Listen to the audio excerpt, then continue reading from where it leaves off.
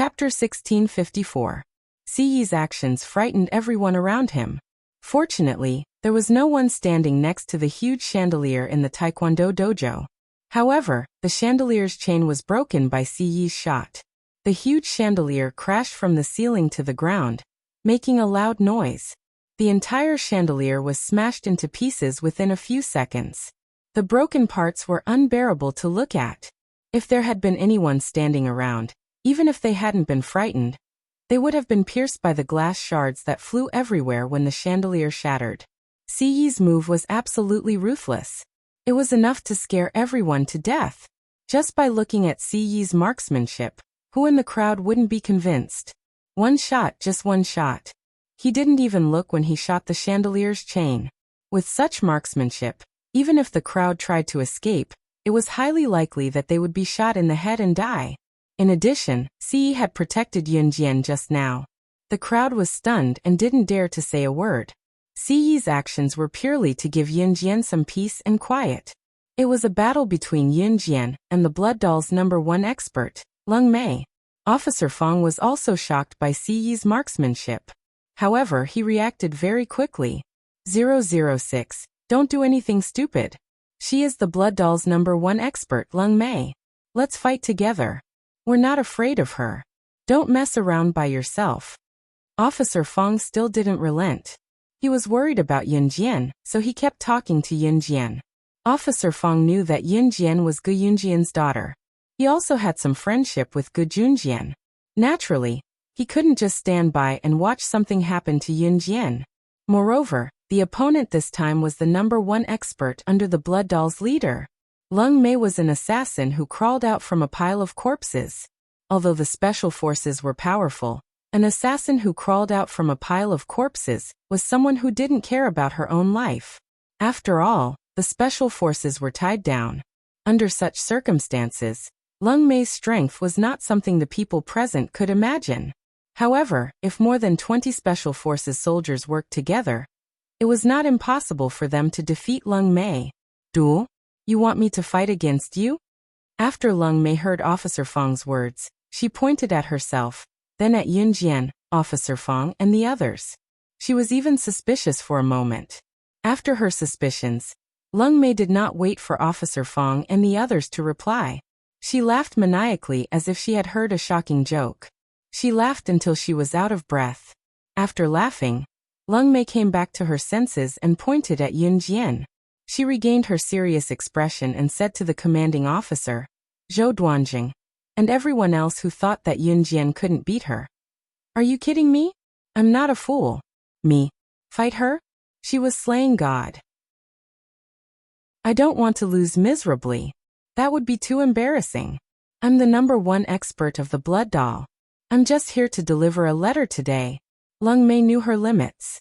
She did not think that she could defeat Yunjian. After all, the difference in their abilities was obvious. Here, this is a letter that our Blood Doll leader asked me to pass to you. Lung Mei took out a letter from her ample bra. She held the letter between her right index and middle finger, and threw it toward Yunjian. The letter flew into Yunjian's hand. Yunjian narrowed her eyes and caught the letter that Lung Mei had thrown at her.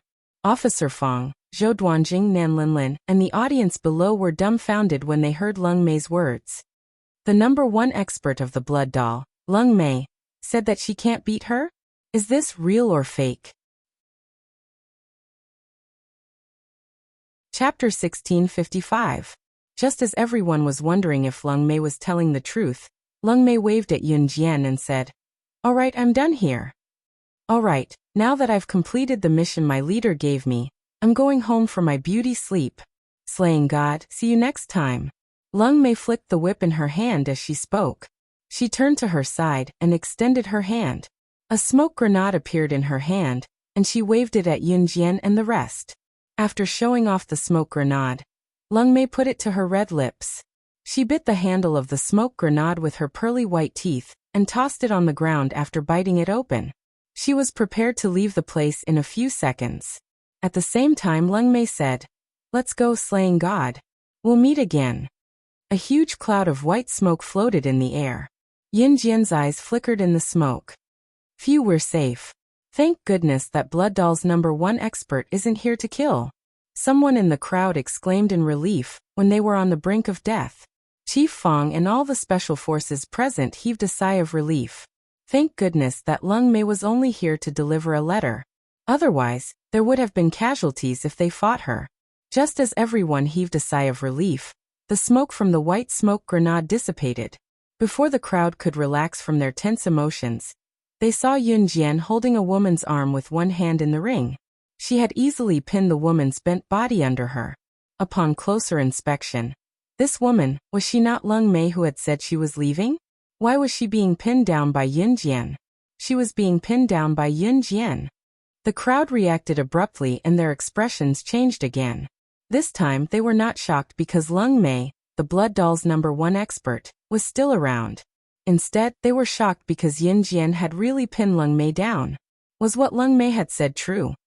Could she not defeat Yun Jian? Moreover, if she were to fight with Yun Jian, she might even be defeated? Ouch, ouch, be gentle. I'm in pain from being pinned down by you. Lung Mei did not panic even though she was being pinned down by Yun Jian. She relaxed her arms since she was pinned down by Yun Jian. She could not move her arms and could only move them slightly. No, slaying god. Didn't I tell you that I'm here to deliver a letter, not to fight you? I don't dare fight you. Just let me go, will you? Madam, I'll admit defeat, okay? If Lung Mei knew that she had been captured by Yun Jian, she would not have come even if the leader had offered her $100 million USD. Moreover, it was only a mere $5 million USD salary. Where's Blood Doll's headquarters? Yun Jian asked faintly, suppressing Lung Mei. I can't say that. Lung Mei shook his head and shrugged. Then you'll stay here and be my prisoner. Yun Jian pinned Lung Mei down, not giving her a chance to stand up and fight back. Yun Jian and Lung Mei's conversation baffled the onlookers below them. What was going on? Why was Yun Jian asking about Blood Doll's headquarters? Did she really think that she was slaying God, the #1 expert on the international secret agent ranking? Even if Lung Mei said so, how was that possible? So what if she had pinned Lung Mei down? It did not mean that she was slaying God, the #1 expert on the international secret agent ranking. Just as the audience refused to believe it, two silhouettes flashed through the entrance. The two beautiful silhouettes appeared in the ring in a flash. Looking closely, it was Qing Yu and Gu Nianji. When the audience saw Qing Yu and Gu Nianji, they were shocked. Who were these two people? Chapter 1656. Calling Yun Jian Sister Jian? Everyone present was slightly surprised. These two young girls were calling Yun Jian Sister Jian. Who were the two of them? After Qing Yu and Gu Nianji shouted at Yun Jian, Qing Yu explained to Yun Jian, Sister Jian, we've chased Lung Mei all the way here but she tricked us and even made us cough. So hand her over to us. I'll write my name Qing Yu backwards if I don't get back at her for tricking us. As she spoke, Qing Yu clasped her hands together, her knuckles cracking loudly.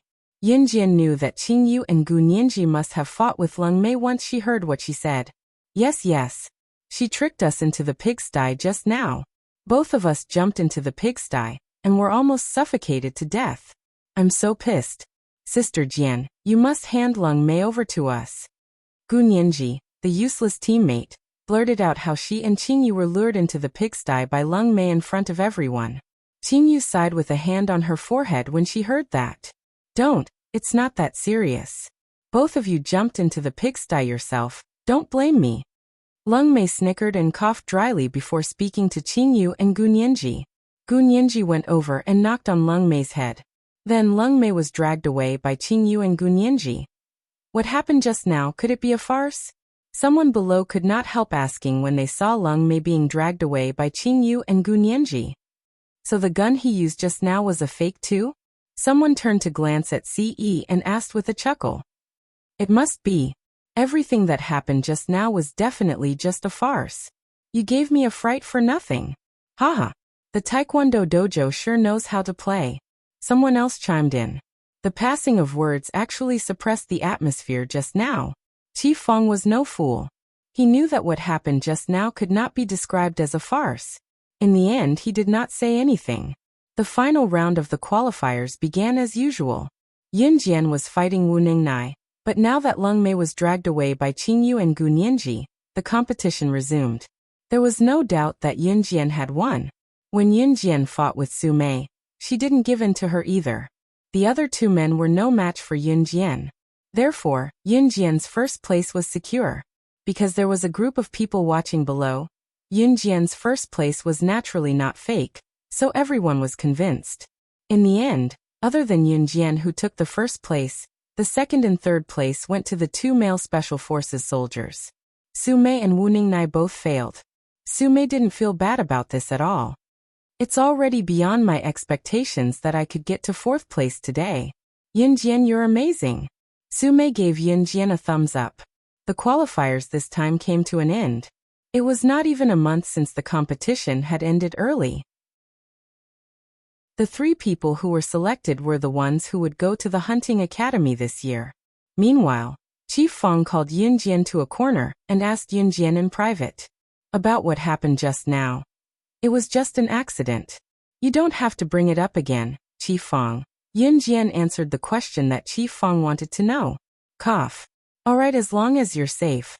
Chief Fang did not suspect that Yun Jian was slaying God at all. He was just worried that Yun Jian was related to Blood Doll. However, after listening to Yun Jian's words and considering Yun Jian's ability, Chief Fang did not say anything else.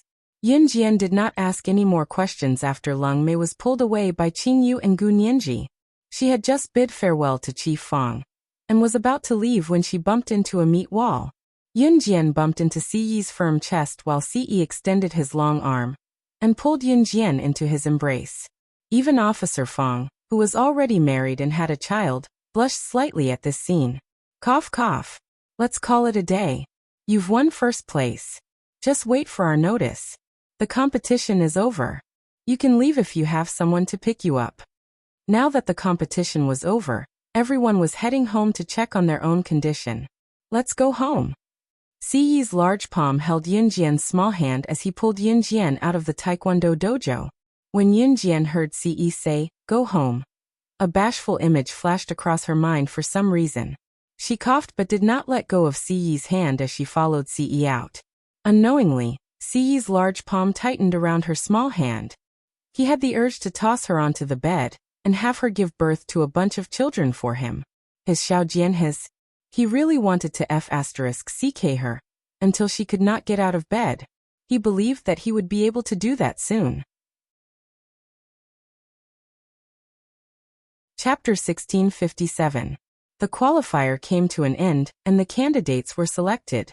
Other than Yun Jian, the other two male special forces were veteran special forces above the age of 40. Their capabilities were undeniably strong. Like the previous years, other than Yun Jian who was a freak, the other two male special forces were above the age of 40. In the past, the youngest of the top three candidates who could go to the hunting school was above the age of 30. After all, the older one was, the more capable one was. It was an unchanging law. Yun Jian was already considered an anomaly. Yun Jian had Ce to pick her up, so she did not return to Min City with Chief Fang and the rest. The military academy was still in its school term, and the qualifier this time took about a month. It was less than a month, but it was almost time. Because sending Yun Jian to the qualifier required a separate leave. Yun Jian was the only one in the entire Min City Military Academy who had applied for leave, so Yun Jian had to go to school once she returned to Min City. However, before she went to Min City, Yun Jian made a trip back to Longmen City and her home. After staying a night in Longmen City, Yun Jian returned to Min City Military Academy. Throughout the night, Ce had been hugging and rubbing against her. Cough. Other than the last step, he had done everything else. Cough cough. The next morning, Ce returned to an Hun group. Shui Ying had sent a helicopter to pick him up. Before he left, Ce was still hugging Yun Jian bashfully. After Ce left, Yun Jian stretched lazily and got out of bed. Packing her bag, she went to Gu Yunjian's house to have a few bites of the breakfast Qin Yiru had made. There was a bowl of porridge, a tea egg and 2 meat buns. Yun Jian loved the taste of Qin Yiru's cooking, so she finished the food in no time. Eat slowly. Xiao Jian, you've lost weight again. You must eat well when you go to school. Don't get any thinner. My heart aches when I see you like this. Qinyiru had just returned from Xinjiang town not long ago. Looking at Yunjian's thin and frail figure, she could not help but feel sorry for Yunjian and kept adding more porridge for her. Qin Fangfang's situation had temporarily stabilized, but she still needed some time to deal with the divorce. These days, Qinyiru had been by Qin Fangfang's side. Qin Fangfang's hurt heart had been greatly relieved. Mom, I've been eating well recently. After finishing the porridge, Yunjian stood up and picked up the backpack hanging on the back of the chair. She carried it on one shoulder. Mom, I'm leaving now, Yunjian said to Qinyiru before taking the bus to Min City. Hey, walk slowly, Qinyiru shouted behind Yunjian. It was already the middle of October, and the temperature was dropping gradually. Many people still insisted on wearing short-sleeved shirts and shorts. As the temperature dropped, the sun was still scorching during the day, but when the autumn breeze came at night, one would still be wearing short-sleeved shirts and shorts. Those who could hold on were talents. It was a little chilly in the morning, but the air was fresh. Yunjian wore a pair of shorts and a short-sleeved top. Her high ponytail made her look spirited.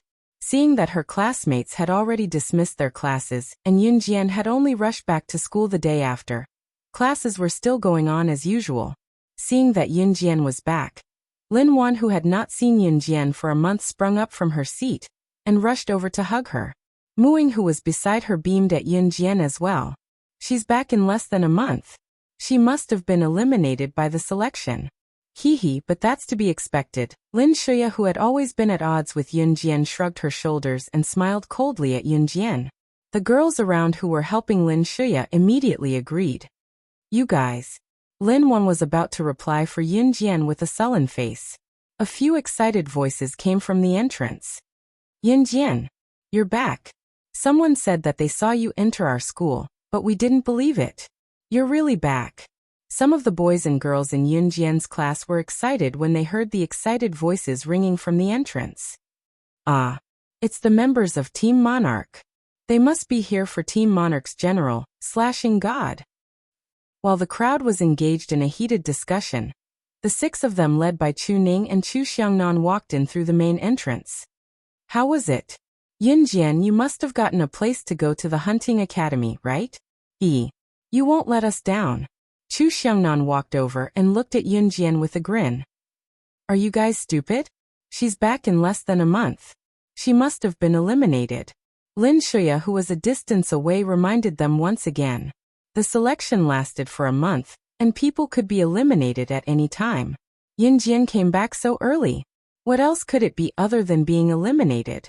Just when everyone was stunned by Lin Shuya and thought that she made sense, that Yunjian must have returned because she had been eliminated, Yunjian spoke up and retorted without holding back. You're right, Lin Shuya. You're right. Chapter 1658. Yunjian's words rang out abruptly and reached the ears of every student in the class, stirring up a storm. After all, representing Z country to further their studies in a hunting school was something that every student present could only imagine. At least for now, it was something that was out of their reach. But what about Yunjian? Did Yunjian really get a place in such an unattainable thing? Of course, that was not the main point. The main point was that Yunjian actually got first place. What kind of place was the selection arena? The people who went were the most famous special forces soldiers in the country. Yunjian was still inexperienced. She was just a student from Min City's military school. Like everyone else, she was just an ordinary student. But she got first place in the selection arena? If Yunjian barely made it into the top 20, the crowd would not be as shocked as they were now. However, the scary thing was that Yunjian actually got first place in the selection arena. That was a lie, right? Yunjian, don't try to lie to us. It hasn't even been a month since you went to the selection arena. You got first place? Who would believe that? It hasn't even been a month, and only those who are eliminated will be sent back. The way I see it, it's obvious that you were eliminated and sent back. You're still pretending that you got first place. Who would believe you? Lin Shuya was no fool. She could tell that Yunjian's retort just now was an overt and covert retaliation. Moreover, it had not even been a month since Yun Jian went to the selection arena. She was sent back in less than a month. If that was not elimination, what was it? We believe in Yun Jian. She's never bothered to lie. Chu Ning stood up and patted her chest as she spoke in a reassuring tone. She won't lie. I guarantee it with my integrity. Just as Chu Ning's voice fell, Jiang Weiwei spoke up as well. Jiang Weiwei still remembered that in the beginning, she was also one of the members who went against Yun Jian. Today she was completely convinced by Yun Jian. We Team Monarch never lie, Captain Lu Shiyan said solemnly. In their hearts, Yun Jian was no different from a god. It was because of Yun Jian that Team Monarch was where they were today. When Lu Shiyan started, all 6 members of Team Monarch were fighting to pat their chests and swear that Yun Jian was telling the truth. You're just siding with your teammates. Humph. Whether or not I've been chosen, we'll know when the results are announced. Lin Shuya seemed to be angry. She gritted her teeth fiercely. Just as she finished speaking, the homeroom teacher, Teacher Chu, walked into the classroom from outside the door. The students were still in shock. It was the end of class now. Why would the class teacher come to the classroom? However, Mr. Chu looked around and set his eyes on Yun Jian. He then walked over quickly. Yun Jian, you've won first place in this selection. Our Min City Military Academy is basking in your glory. The higher-ups are praising our Min City Military Academy for producing such a talent. Principal Ma is over the moon. He's asking you to go to his office for tea. Teacher Chu spoke to Yun Jian as he walked. Principal Ma was the principal of Min City Military Academy. Yun Jian's participation in the selection was due to Principal Ma's recommendation. Teacher Chu's words were like a heavy invisible slap on Lin Shuya's face. Lin Shuya's face was as dark as steel from the heavy blow. Even when Yun Jian walked out of the classroom, Lin Shuya's face was still as dark as if she had been constipated for 365 days. The students in the class were dumbfounded. She actually made it to the preliminaries. Chapter 1659. The students in the classroom were still in shock, but Yun Jian had already gone to Principal Ma's office. After receiving Principal Ma's hospitality in his office, they could already go to the cafeteria for lunch when they came out. Yun Jian, you don't know how Lin Shuya looked like she ate shit when she heard Teacher Chu say that you got first place, ha ha ha. After you left, Lin Shuya's face was still dark, and she still hadn't recovered from the shock for a long time. Lin Wan was still talking about how Lin Shuya saw that Yun Jian really got first place. And then Yun Jian was invited to the principal's office for tea by the homeroom teacher, Teacher Chu. Lin Shuya was so shocked that her mouth was wide open, and she couldn't even make a sound, as if she had been constipated for hundreds of days. As she spoke, Lin Wan was still laughing, as if she was the one who was venting her anger. Yun Jian only pursed her red lips after hearing that. This kind of small matter is not worth mentioning, Muing said with a smile, showing her big white teeth. Halfway through the meal, Chu Ning and the others brought their lunchboxes to the table next to Yun Jian. Yun Jian, we're going out for a walk tonight. Do you want to come along? Chu Ning winked at Yun Jian and asked Yun Jian, aren't we staying in school tonight? How are you going to get out? Lin Wan blinked innocently and asked. Shushu. Don't be so loud. We're in school, but we can climb over the wall and get out. We'll come back when we're done playing. It's youth, we have to have some fun. He. Chu Ning dissed Lin Wan and winked at Yun Jian again. I promised to treat you guys to a meal last time tonight. Yun Jian held a bowl of seaweed soup, and she promised Chu Ning and the others indirectly. As soon as she finished speaking, she put the bowl of seaweed soup into her mouth. Delicious. Okay. Then Yun Jian, we'll call a few buddies we just met. That's okay, right? I think we'll call a few more people, and if we get caught, we'll all be punished together, hee. Chu Xiangnan scratched his head and asked Yun Jian in a negotiating tone. It just so happens that you've won first place. They'd love to meet you.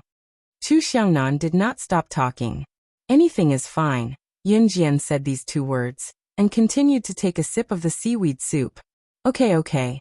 Chu Xiangnan was overjoyed when he heard that. He nodded and began to finish the food in his lunchbox at lightning speed.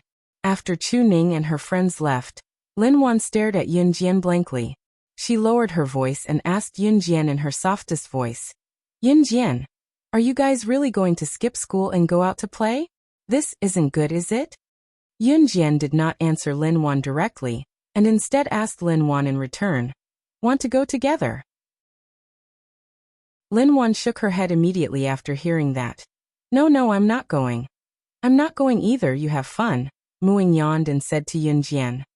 But Yun Jian, is it really okay for you to skip school like this? You were just praised today, if you get caught. Lin Wan was still worried. However, before Lin Wan could finish her sentence, Yun Jian's red lips curled up. She pursed her lips, paused for 2 seconds and said, Youth. After that, Yun Jian took the lunchbox with one hand and poured the rest of the food. Lin Wan was left behind, and she was slightly stunned, but she shook her head in the end, indicating that she did not understand. The agreed time was 10 o'clock, and after the dormitory check, they would gather at the wall of the south gate of the school. Min City Military Academy went to bed early, and the dormitory check was early as well. At around 10 o'clock, the dormitory auntie and uncle were already asleep.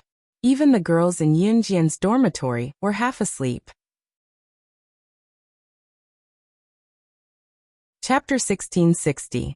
The aunties in the female dormitory and the uncles in the male dormitory had the same problem.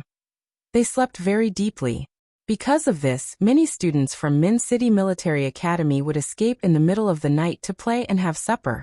Moreover, most of the students in Min City Military Academy were martial artists. Other than a few girls who studied military medicine, the rest of the boys were all military academy students. Naturally, their strength was not to be underestimated. After all, they were trained in the military academy. Naturally, they wouldn't be too bad. Those who played truant would hide a little, afraid that the aunties in charge of the dormitory would still be awake and would be caught patrolling. But what about Yun Jian? She walked openly to the female dormitory's entrance. But the strange thing was that Yun Jian's footsteps were light. It was like a female ghost floating on the ground without making any sound. Yun Jian walked without making any sound, just like a female ghost. If someone saw this scene, it would be strange if they weren't scared to death. Yun Jian's dormitory building was quite high. When Yun Jian reached the second floor, just as she turned the corner on the second floor, a girl secretly ran over from the other side. Because Yun Jian's footsteps were light, it was as if there was no sound at all. So the girl didn't notice that someone was coming down the stairs on the third floor. When Yun Jian stepped on the stairs on the second floor, the girl happened to rush over from the corner. The moment she saw Yun Jian, the girl nearly shrieked when she saw her due to the darkness and the fact that she did not make any noise when she walked. In the end, she clamped her hand over her mouth to stop herself from shrieking. Yun Jian immediately dodged to the side when the girl rushed over and avoided the girl's collision. But the girl was pitiful. She was so scared that her forehead hit the wall hard. She forced herself not to make a sound.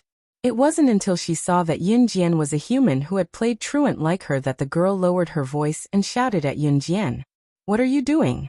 Don't you see if there's anyone here? The girl shouted at Yun Jian in a muffled voice. Yun Jian blinked but didn't pay much attention to him. Tonight's moon was especially round. The round moon shone on the earth. Over at the dormitory building, the girls could see Yun Jian's face clearly. Yun Jian's night vision was very good. Naturally, she could see the girl's face clearly. Just now it was the girl who rushed over. She was not wrong. So Yun Jian ignored the girl and went straight downstairs. You. The girl didn't dare to yell loudly, so after a muffled sigh, she also sneaked downstairs. The door to the female dormitory was locked, so the dormitory manager was snoring. The girls' dormitory was surrounded by fences, and the door was locked. There was no way to get out. There were already 4 or 5 girls standing there. It could be seen that there were many people who sneaked out of the school to play in the middle of the night. Are you here yet? Are they here yet? Did senior sister bring the key? These girls bent over and snuck out in the middle of the night. They didn't even have the courage to stand up straight. Not yet. I wonder what senior sister is doing. I feel that if this goes on, we'll be discovered by the dormitory manager.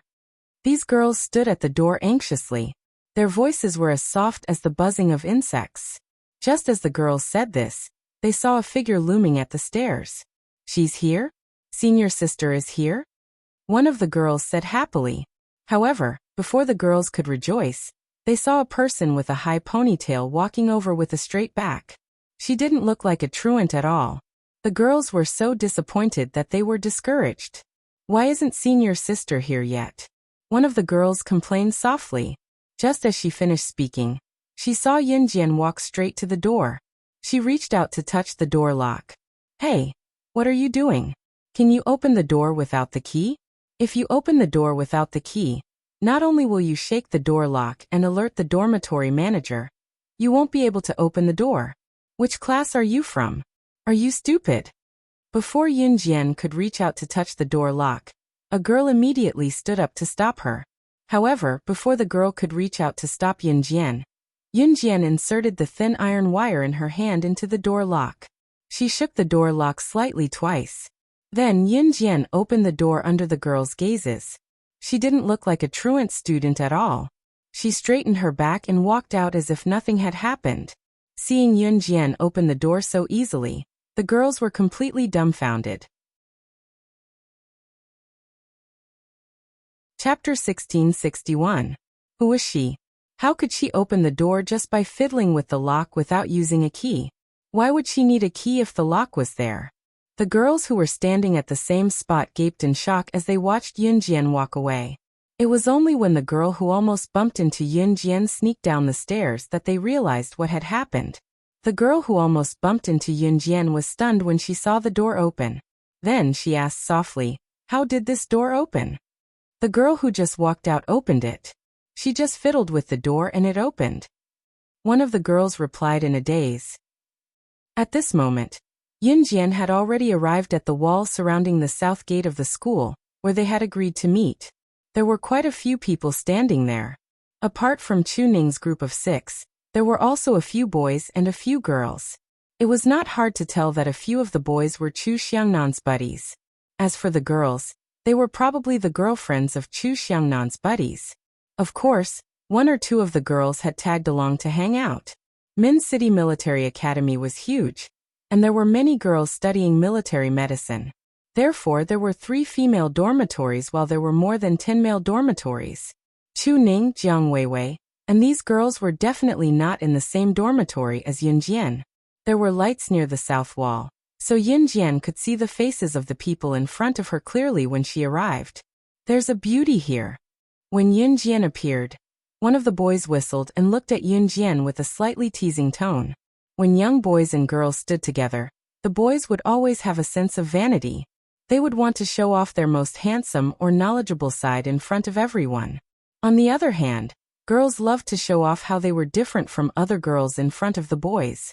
To put it bluntly, it was to show off their charm. "Xiangnan, you're amazing. How do you know such a beautiful woman?" The guy who had teased Yunjian earlier even snapped his fingers at Chu Xiangnan.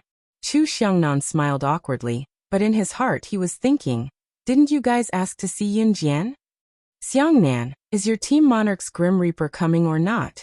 However, she saw the boy poking his head towards the dormitory building. When he saw that it was pitch black, he turned his head and complained impatiently. The boy's name was Wu Yaotian, and he was a senior in the 3rd year of high school. He usually took care of Chu Xiangnan, but he was extremely prideful and liked to act cool in front of girls, especially beauties. "Isn't this all ready?" "It's already in front of you." Chu Xiangnan didn't have time to say anything. Wu Yaotian had already reached out his hand towards Yunjian. He looked at Yunjian with what he thought was a seductive gaze and said, "Beauty, let me carry you over the wall. Look at your precious body. Isn't it a little scary to climb over the wall?" As soon as Wu Yaotian said that, Yunjian turned her body away. "Haha, the beauty is ignoring you." The other boys jeered again. Wu Yaotian licked his lips. He turned and grabbed another girl. After getting the other girl's permission, he carried the girl and jumped over the wall. Then he jumped back over the wall. "How is it? Am I good at climbing over the wall? It only took me a minute to bring you out. What do you think, beauty? Do you want me to carry you out?" Wu Yaotian reached out to Yunjian again. Brother Yaotian, why are you carrying her? Look, she's ignoring you. Just let her stay in school alone. We'll go out and have fun. She can't go out on her own. Don't bother about her. A girl who was standing at the side pouted and whined to Wu Yaotian when she saw that. This girl's name was Chi Mei. She was Wu Yaotian's admirer. Beauty, if you don't come over, I'll carry another girl. This wall is 2 meters high. You won't be able to get out. Wu Yaotian threatened Yin Jian. As he spoke, he waved his hand again. As soon as Wu Yaotian finished speaking, he saw Yin Jian take 2 steps towards him. Wu Yaotian's eyes lit up. Just as the surrounding boys were jeering and thinking that Yin Jian was going to throw herself into Wu Yaotian's arms and beg to be carried over the wall. However, they saw Yin Jian run forward. Then, she jumped up and grabbed the top of the 2-meter-high wall with both hands. With a 360 degrees flip, she spun and jumped over the wall. Her movements were clean and neat as if she had done this hundreds of times. This process didn't take more than 3 seconds. Chapter 1662. If Yin Jian was not a martial artist, it was impossible for her to be so nimble with her movements just now. When students from regular schools played truant, even boys would look pathetic when they were climbing over walls. However, if there were girls climbing over walls, the boys would have to look dashing when they did it. They were all students from the military school. Other than Yin Jian, the rest were seniors from the 2nd and 3rd years of high school. They had been training in the military school for 2 to 3 years, so their skills were naturally different from regular people. For Year 3 seniors like Wu Yaotian, climbing over walls was a walk in the park. He was confident that he could do it even if he had to carry a girl over the wall. However, Wu Yaotian and the rest did not expect Yin Jian to be able to climb over the 2-meter-high wall in just 3 seconds. Even the male students who were from the military class of the 3rd year of high school couldn't do such a thing. Xiangnan, how did she? How was she so good? Wu Yaotian was dumbfounded. He looked at Chu Xiangnan and was interrupted by Chu Xiangnan. You can't afford to offend her.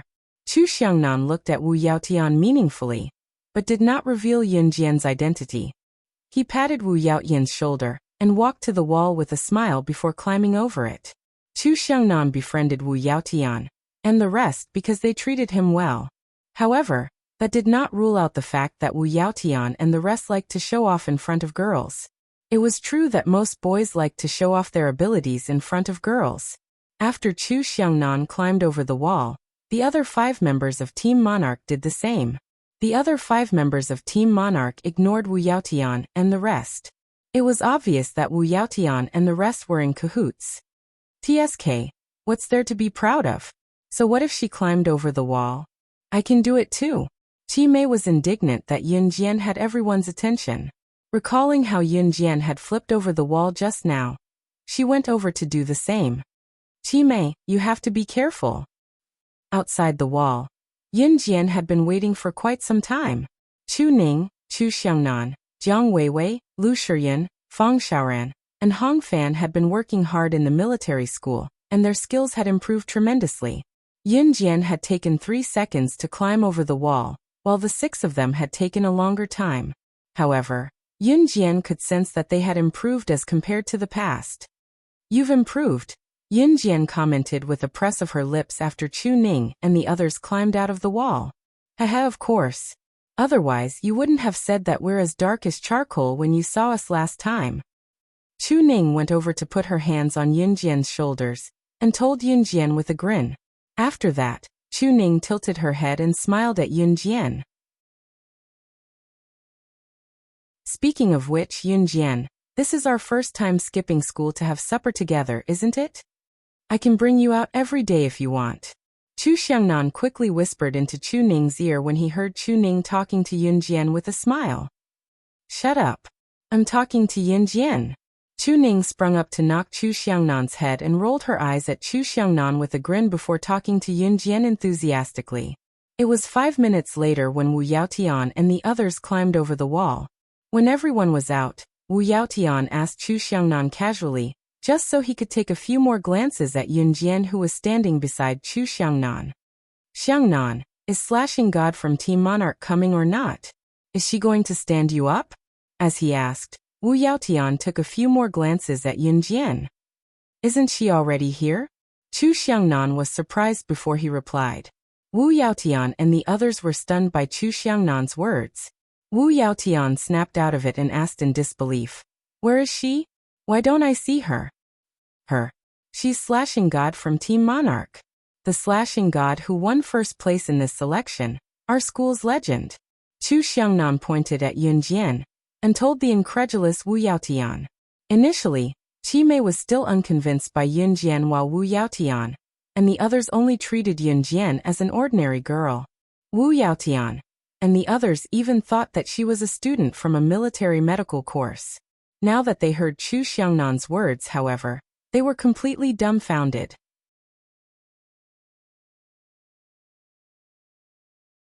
Chapter 1663. Aya, what's with that expression? Yun Jian has always been our Team Monarch's killing god. Chu Xiangnan saw Wu Yaotian and the rest deflated expressions and added a few words to help Yun Jian gloat. Other things aside, as a member of Team Monarch, Chu Xiangnan's favorite thing to do the most was to step in when others looked down on Yun Jian. It was a great feeling. Wu Yaotian and the rest were already stunned, but after hearing what Chu Xiangnan said, they were even more shocked. However, that was not enough as Chu Xiangnan continued to brag about Yun Jian's abilities. Don't judge Yun Jian by her skinny frame. Just look at her skinny arms and legs, and you'll see that she has no ability at all. Actually, the reason why Team Monarch is able to achieve what we have today is all because of Yun Jian. You guys don't know this, but the first time we carried out a mission, it was very difficult. That mission required us to. Chu Xiangnan stood by the wall and bragged to Wu Yaotian, and the rest while pointing at Yun Jian. Wu Yaotian and the rest were stunned by what he said. At the end, Chu Xiangnan started to exaggerate. He pointed at Yun Jian and used exaggerated words to brag about Yun Jian's abilities to Wu Yaotian and the rest. You don't know this, but our mission was to steal an underground gang's secrets. Guess what happened in the end? By the time we got the news, Yun Jian had already killed her way into the gang alone and annihilated the entire gang. She was alone. She had single-handedly annihilated the entire gang. Back then the higher-ups were so shocked. Haha, that expression was so wonderful. Chu Xiangnan's words became more and more exaggerated. In the end, Wu Yaotian and the others were so shocked by Chu Xiangnan's words that their jaws dropped and formed an O shape. Especially Wu Yaotian. Just now, Wu Yaotian wanted to use the excuse of carrying Yun Jian over the wall to flirt with Yun Jian. Originally, Wu Yaotian wanted to show off the skills he had learned in the military academy in front of everyone other than to flirt with Yun Jian. He felt that as a student of the Min City Military Academy, his strength was already very impressive. However, after hearing Chu Xiangnan's words, Wu Yaotian felt that it was a joke that he wanted to show off in front of Yun Jian. She was the god of slaughter. It was the killing god who had won first place in the qualifiers not long ago. Those who participated in the selection were the best special forces soldiers in the country. Yun Jian would be facing the best special forces soldiers in the country.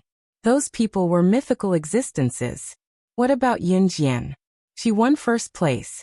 Not to mention Yun Jian's battle record of annihilating an entire gang alone. No matter which one it was, in front of Wu Yaotian and the others, they were all out of reach. One could imagine how ugly Wu Yaotian's expression was at that moment. As for Qi Mei, who had said a few bad things about Yun Jian, her expression wasn't any better. Ha ha. So she's the killing god, the legendary killing god. When Wu Yaotian and the others' expressions darkened, one of the guys in their group stood up and said straightforwardly. This guy had a candid personality, and his words were forceful and forceful.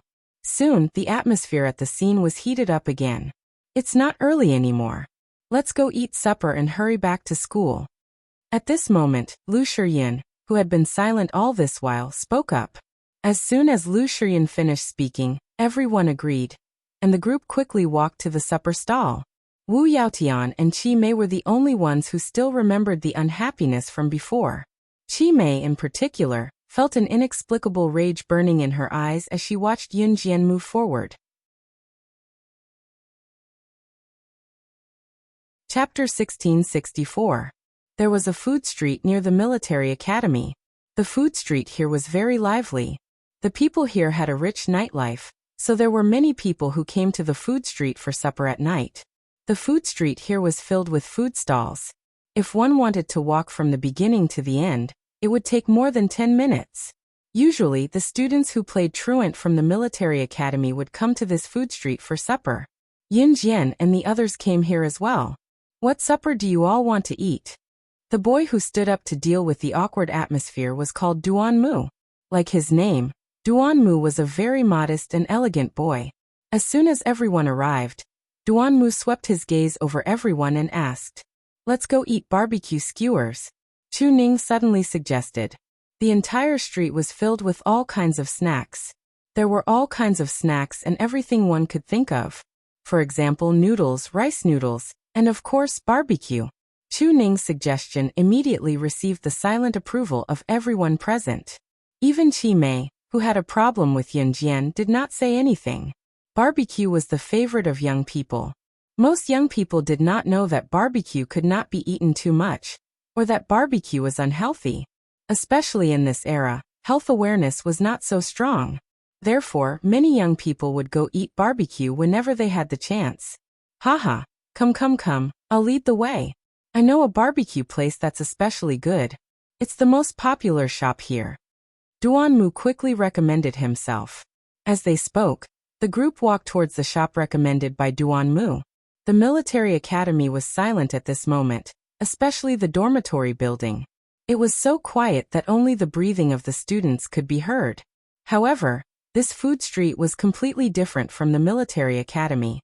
The food street was filled with neon lights. There was a large and bright light bulb hanging above every shop.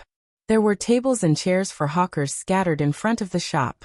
Although the tables and chairs were old and the food street did not look clean, there was a unique flavor to it. There were many tables and chairs in front of the barbecue shop recommended by Duan Mu. As soon as they walked in, Duan Mu waved at the shop owner and said, "Brother Dong, give us 50 mutton skewers, 30 skewers of roasted gluten, and 10 skewers of roasted leeks. Give us more as you see fit." Obviously, it was not Duan Mu's first time here. The owner of this shop was quite young. Judging from his figure, he was about 28 or 29 years old. Hearing Duan Mu's words, the boss, who was called Brother Dong, replied, "Okay, I'll roast it for you first.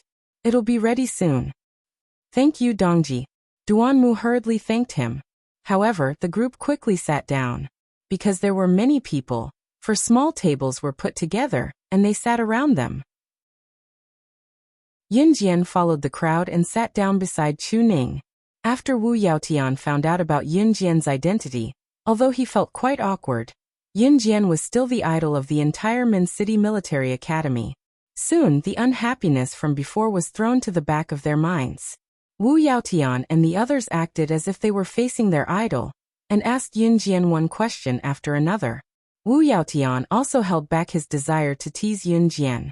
At this moment, he was talking to Yin Jian purely as if he was talking to his idol. He had long abandoned his improper thoughts about Yin Jian. Not long after Yin Jian took her seat, a surprised exclamation sounded.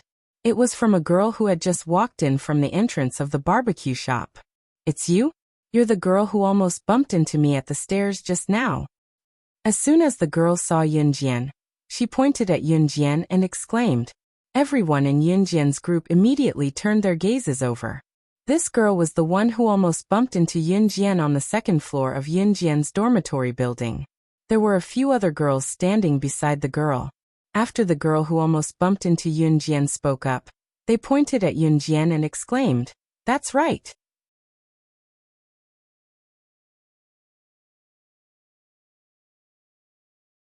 Chapter 1665. The girls standing next to the girl who bumped into Yin Jian were obviously the ones who saw Yin Jian unlock the door with the wire. Therefore, the moment they saw Yin Jian, they exclaimed in shock. Those who were with Yin Jian were surprised when they heard what the girls who had just joined the school said. "You know how to pry open the door without a lock?" Duan Mu asked Yin Jian in surprise. Everyone looked at Yin Jian in shock. Yin Jian was Team Monarch's slashing god, which was enough to shock everyone present. However, who would have thought that Yin Jian knew how to pry open the door? She opened the door to our female dormitory without using a key. She really gave us a fright. The girls were obviously still in shock from seeing Yun Jian unlock the door. The crowd was in an uproar, shocked by Yun Jian's ability. However, compared to that, the girl who almost bumped into Yun Jian at the staircase but was dodged by Yun Jian and hit her head hard was still holding a grudge. Bro, it's this girl who made me get a big bump on my head. You have to avenge me. The girl who almost bumped into Yun Jian just now tugged at the hand of the man beside her like a spoiled child and pointed at Yun Jian as she spoke. The girl's name was Yang Lin. She was tall, not ugly, and had a great body. Yang Lin was a typical gangster girl, while the man standing next to her was a gangster. Yang Lin liked to hang out with gangsters because she felt that she had a high status in school. Sometimes, she even felt that she could hold her head up high in school with the gangster's protection. The man standing next to Yang Lin was not her biological brother. He looked up at Yun Jian and told her in a roguish tone, "Brother Yang, you're the one who's being bullied. Were you the one who bullied my sister?" The moment he saw Yun Jian's face, the man let go of Yang Lin's hand and walked toward Yun Jian. "What do you want?" Duan Mu asked the man coldly. "She bullied my sister. Of course, we have to pay her back." The man cackled and sized up Yun Jian. Nothing good would come out of being harassed by gangsters like this. Yang Lin crossed her arms and looked at Yun Jian. She could almost imagine Yun Jian begging for mercy. Seeing that Yun Jian was ignoring him, the man took 2 steps toward Yun Jian.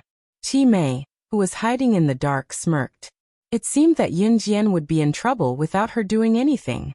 Just when Yang Lin and Qi Mei saw the man take 2 more steps toward Yun Jian's eyes flashed. With a glint in her eyes, she stood up abruptly from her seat and hollered, "Get down, all of you." Then, she swept her leg at the man and kicked him in the knee, making him kneel on the ground. The people around them didn't know why Yun Jian suddenly shouted for them to get down, but they all obeyed. "What's wrong with you?" The people around them who trusted Yun Jian all got down. Yang Lin asked after Yun Jian spoke. "That's?" Before she could finish her sentence, Qi Mei's heart almost jumped out of her chest at the scene in front of her. In the next second, Yun Jian kicked a stool and sent it flying in the air. When the stool was kicked to its highest point in the air, a few gunshots rang out in the distance. Gunshots rang out and bullets flew toward them. Yun Jian's kick sent the stool flying toward the bullets that were fired out of the blue, right in front of everyone's eyes. Several bullets aimed at Yun Jian were intercepted by Yun Jian's stool. This scene frightened everyone present to the point that their faces turned pale. Especially Yang Lin and Qi Mei, who didn't trust Yun Jian. This scene completely overturned everyone's understanding. A gun. She actually has a gun. But before everyone could be surprised by Yun Jian's terrifying skills, Yun Jian bent down and picked up 2 bullet shells from the ground. She narrowed her eyes and looked at a certain spot. She, who had been silent all this time, now played with the 2 bullets skillfully in front of everyone. Then she curled her lips into a strange smile. Chapter 1666. Yun Jian fiddled with the 2 shiny bullet shells in her palm. She narrowed her beautiful eyes and stared at a dark corner of the food street. The food street was filled with snacks. The food street here was a straight street. If one were to cross left and right, they could pass through to a dark place or a street corner where there was no one. The 2 gunshots just now had only made 2 p sounds. There was no doubt that the pistols were equipped with silencers. The sound of bullets fired from silenced pistols was so soft that no one on the busy food street noticed when the 2 bullets flew over. If Yang Lin, Qi Mei, Wu Yaotian, and the others hadn't seen it with their own eyes, they wouldn't have noticed the bullets flying over. Of course, Yun Jian, who was skilled with guns and ammunition, could easily smell the gunpowder even in this noisy food street. It was impossible for anyone who didn't come out of the assassin training camp to practice such sensitivity. Even if they came out of the assassin organization, they wouldn't have Yun Jian's ability. Yang Lin and Qi Mei screamed when they saw this. "Ah! Gun! Gun! Gun! There's a gun!" After Yun Jian said this to the people in the dark, Yang Lin and Qi Mei finally reacted. Someone had fired a gun just now. "There's a gun! There's a gun here!" Yang Lin and Qi Mei were just cursing Yin Jian for suddenly shouting, "Get down." Both of them had a problem with Yin Jian. Just now, they had been criticizing Yin Jian one after another. They both thought they had coordinated well. What else could Yin Jian say now? But they never imagined that someone would shoot them with a gun. A gun. It was a real gun. Both Yang Lin and Qi Mei were military medical students at the Min Military Academy. They had only heard the boys boasting about how they handled knives and guns and how they fought and killed. But now such a thing was happening right in front of him. Lin Yang and Qi Mei were so arrogant just now. Now that they realized the danger, they squatted down with their hands over their heads, screamed, and found the nearest table. Then they crawled under the table. Hearing Yang Lin's and Qi Mei's screams, the surrounding people who were eating supper were so scared that they quickly found a place to hide. Places with a lot of people were most afraid of rumors. When you were in a crowded place, if you yelled someone is shooting, most of the people around you would definitely believe it. Because of this, the crowd became restless. Wu Yaotian and the others were so scared that they all found a place to hide and looked over. Chu Ning and the others also hid obediently and did not move. They were afraid of being a burden to Yin Jian. Yin Jian, who was standing in the same spot, smiled and walked out of the barbecue restaurant. She crossed her arms and looked at the darkness for a while. Then a woman walked out. This woman was very thin and had a good figure, but her breasts were very small. She looked more like a Westerner. She held a Browning M1911 pistol in her hand and walked out from the dark seductively. This woman's code name was Ruin, and she was a killer known as the sharpshooter of the blood doll. Rumor had it that she once killed 3 birds with one shot. Her strength was amazing.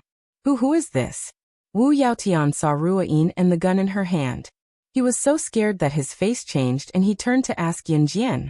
Although the boys in the military academy liked to brag about themselves, when it came to critical moments, they were naturally afraid if they were not strong enough.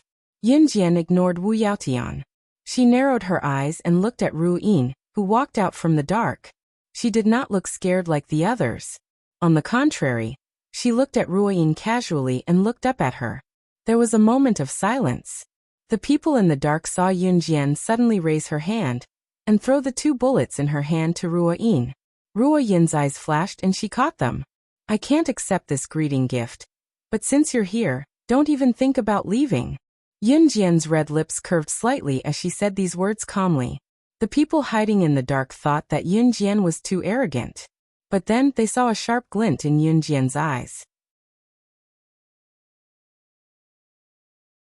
Chapter 1667. Ruin was standing not far away with the Browning pistol in her hand. Yin Jian's lips curled slightly. She pursed her lips and stared at Ruin with her sharp eyes. Just as everyone was shocked by Yin Jian's arrogant words, Yin Jian's next move made everyone's expression change. Everyone was still thinking that the woman called Ruin was holding a pistol. And Yin Jian. She dared to speak to Ruin in such a tone. Did she think that she could beat Ruin just because she kicked out a stool to block Ruin's 2 shots? Yin Jian, be careful. Although Chu Xiangnan and the rest knew about Yin Jian's skills, they still shouted at Yin Jian worriedly. Why did she have to drag us down if she wants to die? Didn't she see the gun in that woman's hand? What if that gun hurts us? Why is she so selfish? Can't she just die and not drag us down with her? Qi Mei was so scared that she hid under the table and trembled. As she trembled, she did not forget to curse Yin Jian while sobbing. It's all Yin Jian's fault. It's all Yin Jian's fault. So what if Yin Jian is Team Monarch/ing God? That woman has a gun. Can she win against that woman? Not only will she not win against that woman, but she'll also get everyone killed.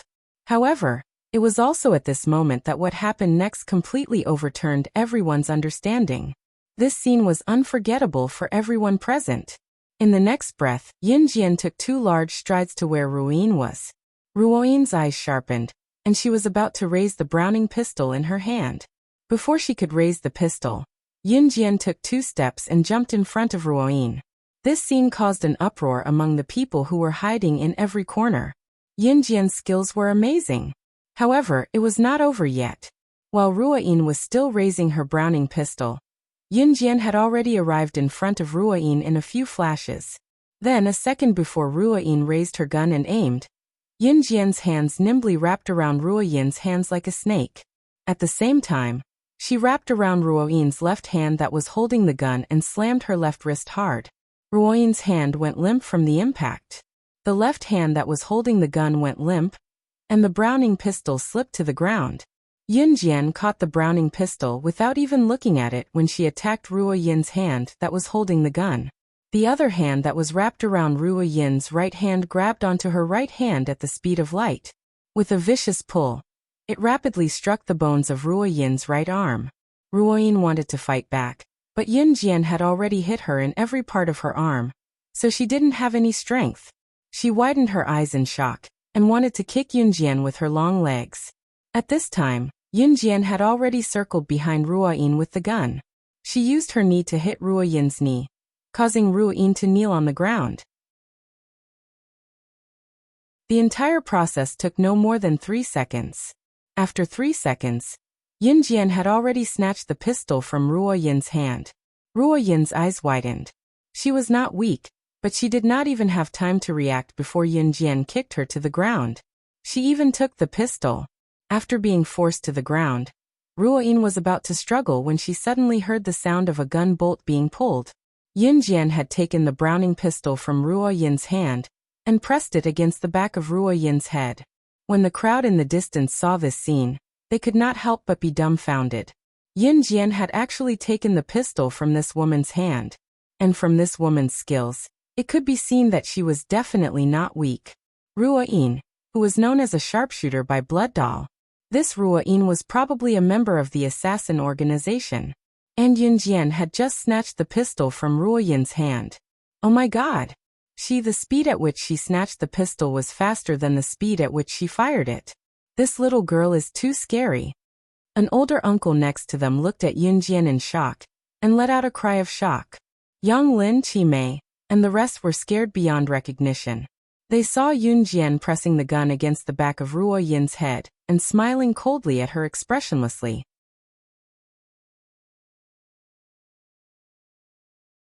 Chapter 1668.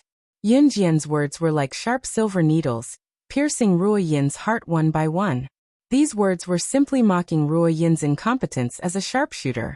Ruoyin was famous as a sharpshooter, but she couldn't even protect her most commonly used pistol. Ruoyin was unwilling, but she had no choice. Yin Jian's strength was too strong, so strong that even if she was unwilling, she had no choice but to accept it. As expected of an SS, losing to you, I'm convinced. Ruoyin said. She didn't show any fear of Yin Jian pointing a gun at the back of her head. After all, she was an assassin who was used to all kinds of situations. Her ability to endure was naturally not something an ordinary person could compare to.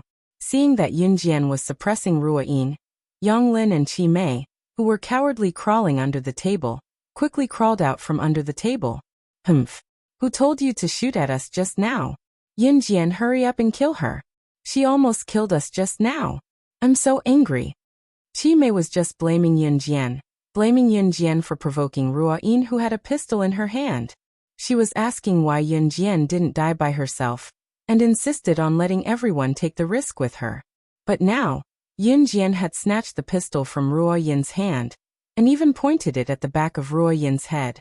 Even though Qi Mei was unhappy with Yin Jian before, she didn't dare to target Yin Jian now.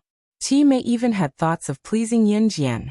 As for Wu Yaotian, who wanted to take liberties with Yin Jian, or the very upright Duan Mu, or the man Yang Lin called brother, everyone was looking at Yin Jian with shocked and frightened eyes. At this moment, no one dared to stand out and say a word. Except for Qi Mei. Qi Mei had just criticized Yin Jian with harsh words, but now that she saw Yin Jian's terrifying strength, she went from being unhappy with Yin Jian to now standing up to please Yin Jian. Everyone present was watching Qi Mei's every word and action. Even those standing beside Qi Mei rolled their eyes at her. Quick, shoot her. Let her know how powerful we are. She actually wanted to kill us. He really dared to do that. Yin Jian, hurry up and shoot her. Anyway, you're a popular person in our military academy. Even if you really kill someone, the officers will protect you. Qi Mei was indeed a talent. Seeing that Yun Jian had subdued Ruoyin, Qi Mei, who had previously treated Yun Jian as her mortal enemy, immediately treated Yun Jian as one of her own. She even incited Yun Jian to kill Ruoyin. Those who didn't know better would think that Yun Jian was Qi Mei's subordinate. Seeing that Yun Jian had pressed the muzzle of the pistol to the back of Ruoyin's head, Qi Mei's incessant words continued to spread. As she spoke, she walked towards Yun Jian. She already treated us like that just now, and you're still not going to kill her? Weren't you very powerful just now? And didn't you once annihilate an entire gang by yourself? Why don't you dare now? Qi Mei's voice continued to ring out. The crowd watching this scene from afar was deeply disgusted by Qi Mei's actions. However, just as Qi Mei was about to reach Yun Jian suddenly turned around and let go of the suppressed Ruoyin. She turned around and kicked the completely unprepared Qi Mei. Qi Mei still treated Yun Jian as one of her own, so she was full of confidence that Yun Jian wouldn't do anything to her. But at this moment, Yun Jian suddenly kicked Qi Mei's abdomen in the air. She kicked Qi Mei far away on the spot, then held the pistol and fired a few shots at Qi Mei, who was thrown to the ground. Bang bang bang bang bang. 5 shots. Yun Jian's marksmanship was so accurate that it was frightening. These 5 shots hit Qi Mei's forehead. Her left arm grazed the side, her left leg grazed the side, her right arm grazed the side, and her right leg grazed the side of her head. Her marksmanship was exquisite, and the shots just grazed Qi Mei's 5 sides and shot into the cement floor. 5 shots. If any of them were slightly off, Qi Mei would definitely be injured. This scene happened so quickly that Qi Mei's face turned pale with fright. The surrounding crowd was also shocked by Yun Jian's shots, and their hair stood on end. They saw that Yun Jian had already pointed the muzzle at Qi Mei's temple. In front of everyone present, she spoke coldly to Qi Mei.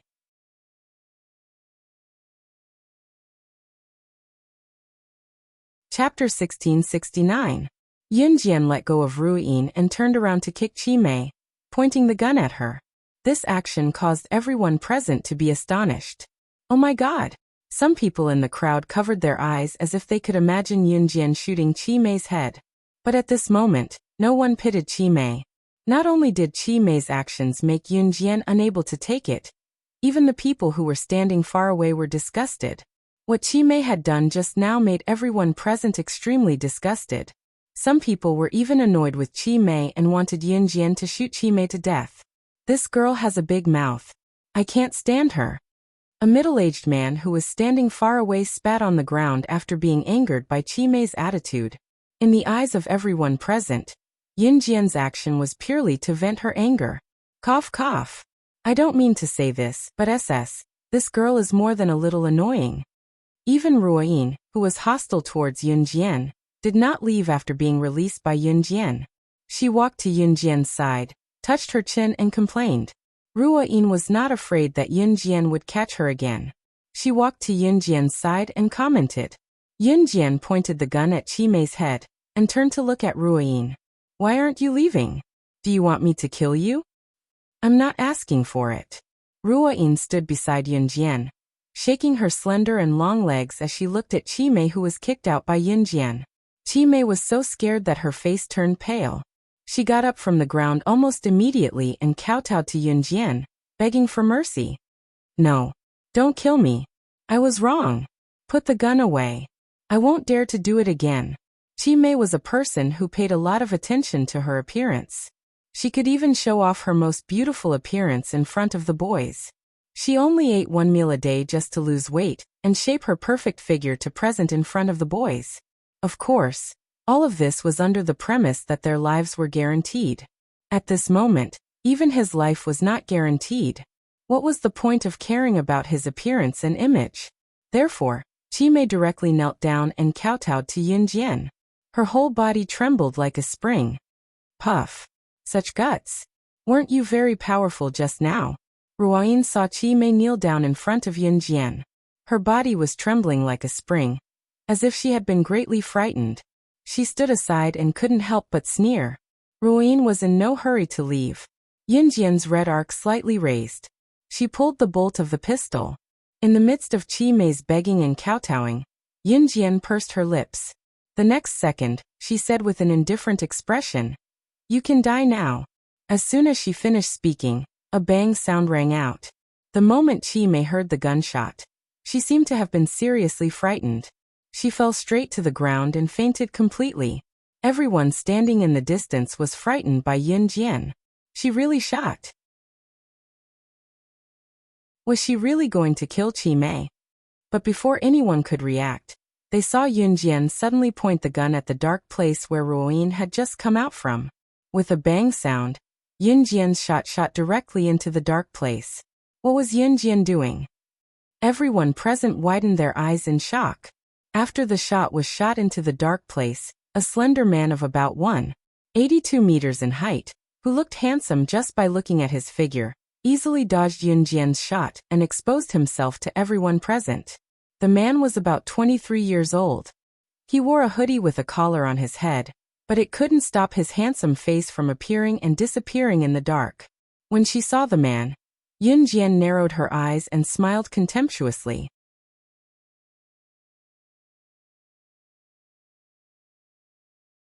Chapter 1670. Ruo Yin's expression changed when she saw that Yun Jian had fired a shot and forced the handsome young man out of the shadows. She had actually discovered their leader hiding in the shadows. Ruo Yin's face turned pale with fright. She had originally thought that with her abilities, she would be able to take 1 or 2 blows from Yun Jian. However, she had never expected that Yun Jian would be able to subdue her in 1 blow. This was not a big deal. After all, Yun Jian's identity was not to be underestimated. However, Ruo Yin had never expected that Yun Jian had already discovered their leader hiding in the shadows. Yun Jian had not said anything, but that did not mean that she had not discovered their leader's existence. Ruo Yin was well aware of their leader's abilities. However, Yun Jian had actually seen through everything with 1 glance. Normal people might not have been able to see through Yun Jian's shot, but Ruo Yin, who was also an assassin, could see through it with 1 glance. Yun Jian's shot had just happened to be aimed at the Blood Doll leader's hiding spot. Her speed, direction, and distance were all very accurate. If the leader did not walk out in front of everyone, he would have been hit by Yun Jian's shot. Yun Jian had controlled the speed of the shot just now perfectly. If the Blood Doll leader did not walk out, he would have been hit by that shot. Therefore, Yun Jian's shot had successfully forced the Blood Doll leader, who was hiding in the dark, to come out. Leader! Ruoyin suppressed the shock in her heart. She turned her head to the side to look at her Lord Chief and bowed to her. The Blood Doll leader's name was Di Lin. At this moment, Di Lin was dressed in black from head to toe. The hat behind his collar was also black. In this dark night, under the illumination of the surrounding neon lights, Di Lin's appearance was faintly discernible. This was a very young but pale face. He was handsome and spirited, but at this moment, his face was so pale that it made people feel a little scared. Di Lin didn't show any signs of panic after being discovered by Yun Jian. He waved his hand at Yun Jian, who was bowing to him, and stood in front of Yun Jian. Di Lin was about 182 meters tall, so Yun Jian looked very short when she stood in front of Di Lin. But in terms of aura, Yun Jian was many times stronger than him. Another person had arrived. Standing in the distance, Wu Yaotian, Yang Lin, and the others were dumbfounded beyond words. Everyone stared blankly at the scene before them. Yun Jian narrowed her eyes at Di Lin. "Tell me why you're here." Yun Jian narrowed her eyes and asked calmly, "I'm here to find my woman," Di Lin said to Yun Jian. He was wearing a black hoodie, so he looked like an emissary in the darkness. "Are you talking about Lung Mei, who was captured by me last time?" Yun Jian played with the gun in her hand and looked at Di Lin playfully. Di Lin didn't reply to this question. Ruoyin, who was standing at the side, couldn't help but want to complain, but she held it in. Lung Mei was the #1 expert of Blood Doll. She was adopted by the leader's father when she was young, and could be considered as the leader's childhood friend. Later on, the leader's father passed away, and the leader inherited Blood Doll. He used the fastest speed to develop Blood Doll into the largest organization in Southeast Asia. Lung Mei had always been by the leader's side. Lung Mei became the leader's woman when she was 16. She was the leader's first and last woman. But the leader's attitude towards Lung Mei was like treating a tool to warm his bed. Lung Mei had always felt that she was the leader's tool, and didn't dare to have any improper thoughts. In Blood Doll, who didn't know that Lung Mei was the leader's lover? Even Lung Mei herself thought that she was the leader's mistress. Ruoyin couldn't help but complain.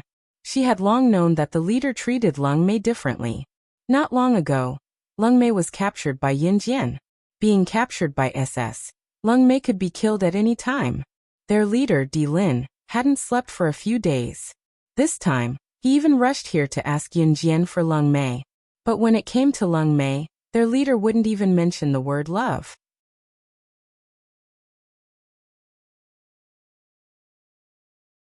Chapter 1671. No one could understand Ruoyin's worries.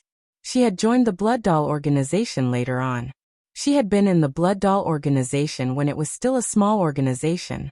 Until Di Lin's father passed away this year, Di Lin became the new leader of the organization.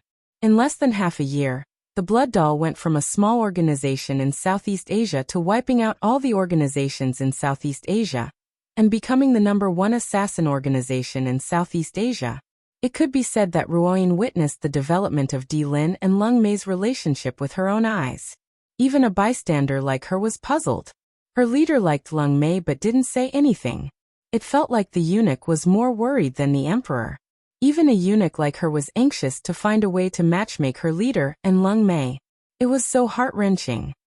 Yin Jian played with the gun in her hand and looked at Di Lin with a frivolous gaze, waiting for his reply. Yes, Di Lin said to Yin Jian expressionlessly. The woman he was looking for was Lung Mei, who was captured by Yin Jian last time. Seeing that the atmosphere had calmed down, Wu Yaotian, Duan Mu, Brother Dong and Yang Lin, who was holding a grudge against Yin Jian at the school dormitory, as well as the hooligan who called him brother, walked out of their hiding place. Even so, they didn't dare to come close. Who knew if the gun in Yin Jian's hand would go off accidentally? That was a gun. A real gun. If it went off accidentally, someone would die. Even so, everyone was confused by Yin Jian, Di Lin, and Ruoyin's words. What was the Blood Doll organization? And Yin Jian captured someone called Lung Mei? What was going on? If they hadn't seen Yin Jian's gun go off with their own eyes and confirmed that it was a real gun, they would have thought that Di Lin and Ruoyin were actors hired by Yin Jian. His purpose was to flaunt his groundless abilities in front of everyone. At this moment, Yin Jian, who was standing in the middle of the food street and looking at Di Lin with frivolous eyes, suddenly smiled. She raised her beautiful eyes and stared at God's descent's eyes. After a moment of silence, she opened her mouth and said, "I'm sorry. I'm a person who never makes a losing deal. You can take him back, but I have a condition." Upon hearing that Yin Jian had a condition, everyone standing in the distance pricked up their ears to listen. "Speak," Di Lin said with a dark face. Yin Jian's smirk calmed down at once. Looking at Di Lin coldly, she recollected her playful expression and spoke in a chilling voice that rang in everyone's ears. "The Blood Doll belongs to me. You can take the person away." What she wanted was the entire Blood Doll organization. Even though the crowd did not know what the Blood Doll was, they could feel that it was not something ordinary. After hearing Yin Jian's words, everyone present gasped. They had to admit that Yin Jian was very arrogant. What she wanted was not money or status. She wanted the entire Blood Doll organization. You. Hearing this, Ruoyin's emotions tensed up. Unable to restrain herself, she almost attacked. "I can give her to you, but before I give you the Blood Doll, I want to see her in perfect condition." Di Lin waved his hand at Ruoyin and looked sharply at Yin Jian. When Di Lin said that, even Yin Jian was slightly shocked. The Blood Doll was not a small organization. In the past, it might have been a small organization in Southeast Asia, but now, it was the top organization in Southeast Asia. How could he give it up so easily? Deal. Even though she was doubtful, Yin Jian finished her sentence without changing her expression. What she wanted was not just the Blood Doll organization. She wanted everyone in the organization.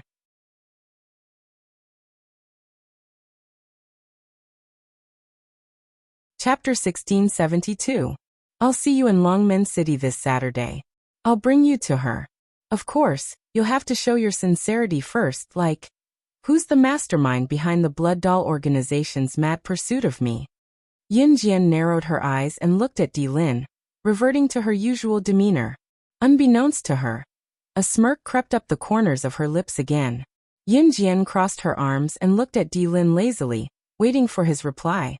The crowd from afar had no idea what Yin Jian and her friends were talking about due to the confusion they were having. What was the mastermind behind the Blood Doll organization's mad pursuit of her?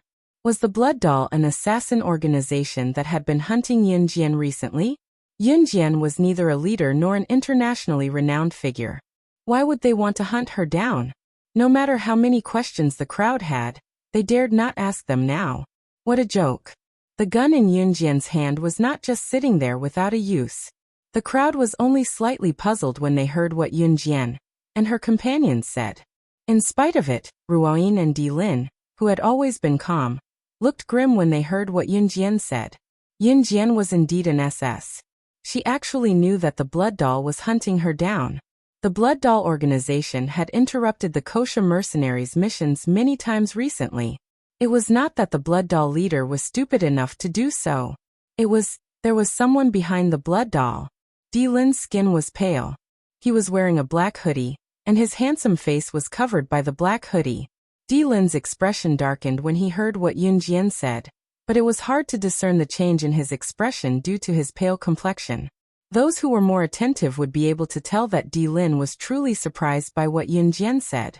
As long as she's unharmed, these aren't secrets, said Di Lin. After that, he turned and waved at Ruoyin before leaving to the dark corner of the food street. Did he mean that as long as Lung Mei was fine, everything would be fine? Right before Di Lin and Ruoyin were about to disappear from her sight, Yin Jian added to their backs. You're right. Lung Mei is indeed in Longmen City. If you're smart, don't take the risk to rescue her. Otherwise, her head will roll any time. Yin Jian's words were a threat, but it was also the truth. Yin Jian was a woman of her word. He had never failed to get what he wanted. It was the same for the Blood Doll. Di Lin and Ruoyin paused in the darkness when they heard Yin Jian, and then their figures flashed and vanished swiftly. Yin Jian, who were those two people just now? Why did they want to kill you? Chu Ning and the others had been standing behind Yin Jian since the beginning. Chu Ning blinked at Yin Jian and asked. Yin Jian's pretty eyes blinked at Chu Ning's question, her red lips curling. Just as everyone thought that Yin Jian was going to defend herself, Yin Jian relaxed and grinned at Chu Ning. Take a guess. After that, Yin Jian walked around Chu Ning and the others to return to the table where they had barbecued skewers and sat on the stool. The people around them stood at the side. Due to what happened just now, no one dared to sit at the table recklessly. They were afraid that bullets would shoot out from the dark like just now. Yin Jian sat at the table as if nothing had happened. She picked up a mutton skewer on the table and gobbled it down, commenting softly, "Smells good." Looking at Yin Jian's reaction, and recalling Yin Jian's ferocious skills just now, the people around them could not help gulping. If it were not for the mess around them, everyone would have thought that what happened just now was just a farce.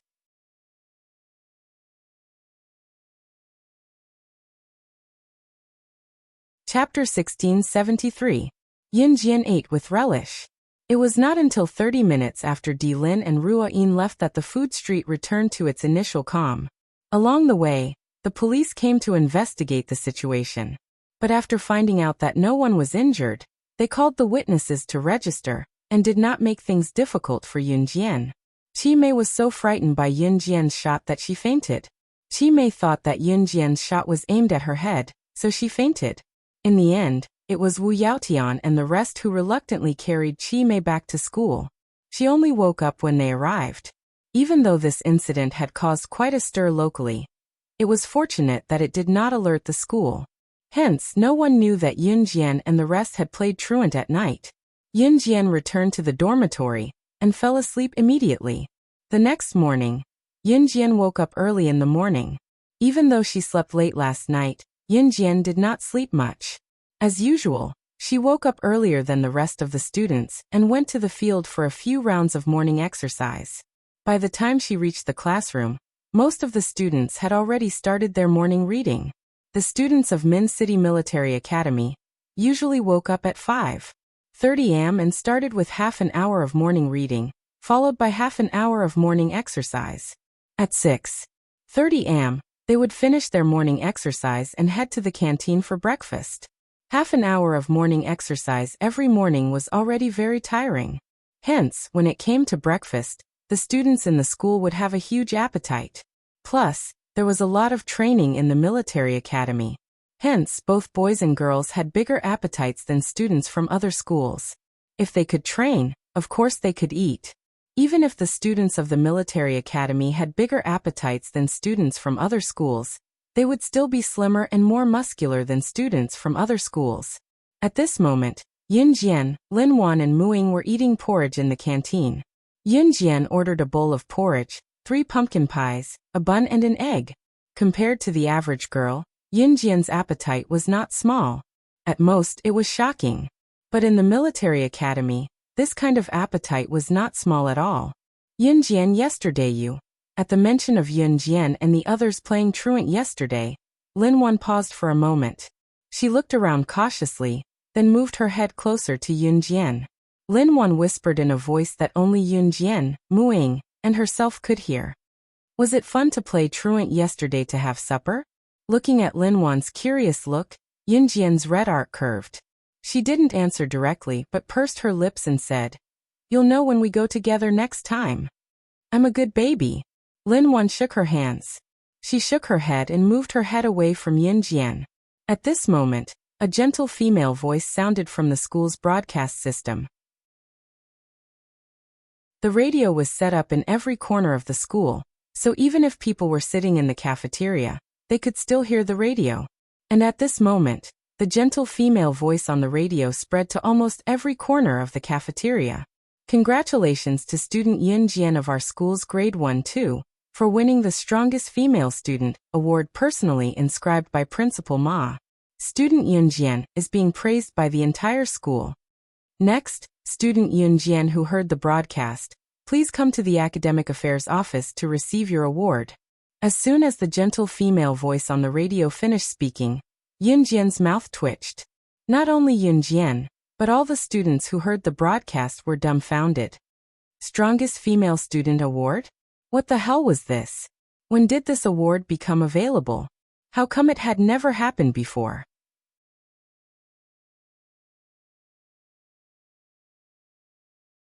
Chapter 1674. Award. Strongest Female Student. It was personally inscribed by Principal Ma. Yunjian, was it because your performance at the selection round was too amazing and you won first place?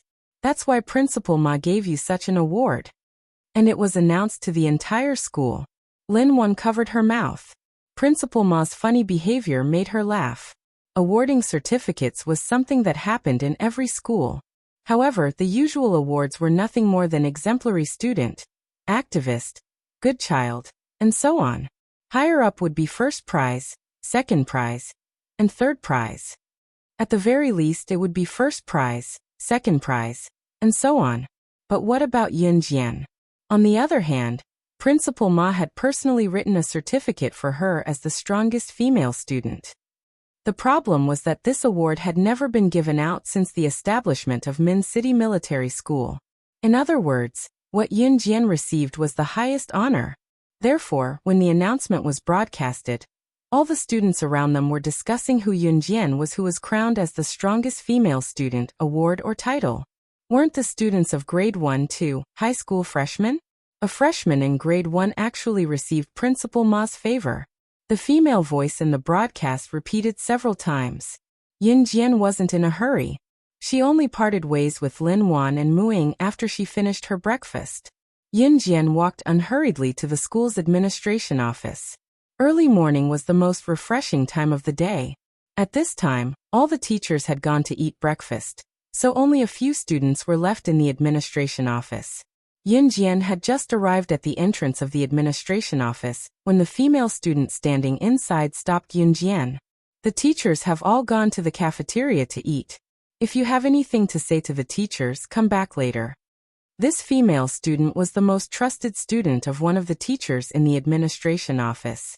The teachers in the school would usually have one of their most trusted students. This female student was the most trusted student of one of the teachers in the administration office. Usually, when the teacher needed to organize information, the female student would be called to the office to help. Because she was deeply doted on by the teacher, the female student was especially arrogant in front of other students. There were always a few students in the school who were as obedient as lapdogs in front of the teachers. They would take on any chores or dirty work, and were deeply trusted by the teachers. However, they were unusually arrogant in front of other students. The female student who stopped Yunjian was such a person. Now that there were no teachers in the administration office, the female student felt that she was the one in charge of the administration office. Therefore, before Yunjian could enter the administration office, she was stopped by the female student and ordered Yunjian to come back later. "I'm Yunjian from year 1 too. I heard the announcement and came to collect my certificate." Yunjian did not waste time with the girl, and went straight to the point. "You're Yunjian from grade 1 too?" After the female student heard Yunjian's words, she sized up Yunjian from head to toe. This female student was a senior in grade 3, so after hearing Yunjian's words, she looked at Yunjian with a questioning gaze. A grade 1 student could actually gain the favor of Principal Ma. If this wasn't getting in through the back door, then what was it? The female student looked at Yunjian with disdain. Originally, she only wanted Yunjian to come back later to find the teachers in the administration office. Now that she heard that Yunjian was grade 1 too, Yunjian, she was even more unwilling to let Yunjian enter the administration office. "I already said that the teacher isn't in the administration office right now. You're just here to get an award. Why do you have to come and get it now? What if the administration office lost something because of you? Can you afford to pay for it?" The female student didn't let go and aggressively said to Yunjian.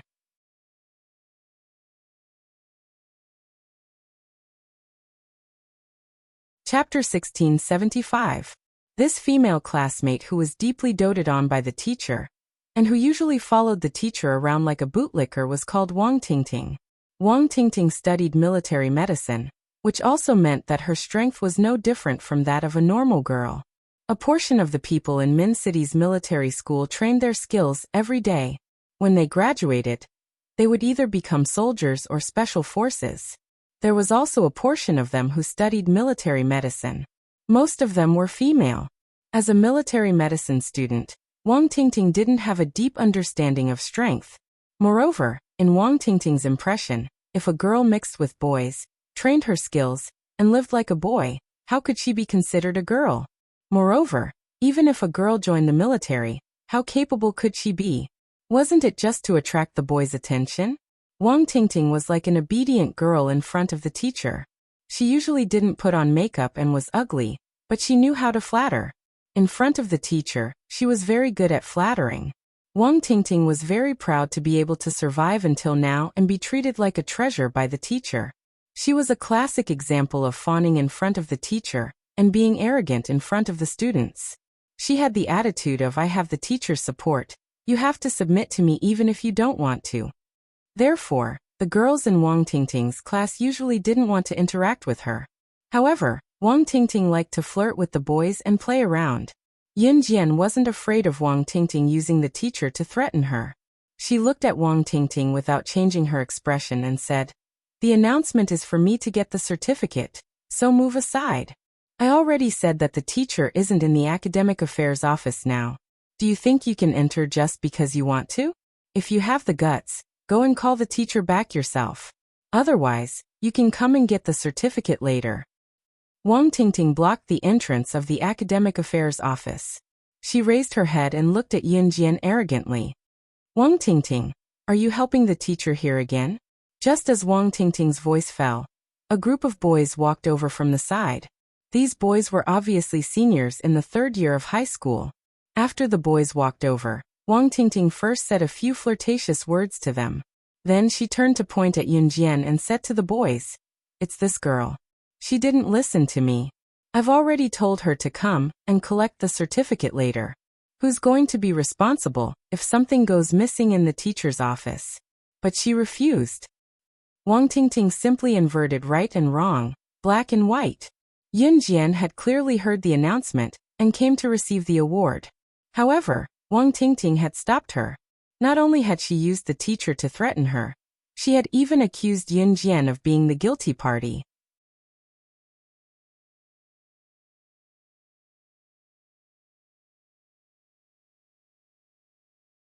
Chapter 1676.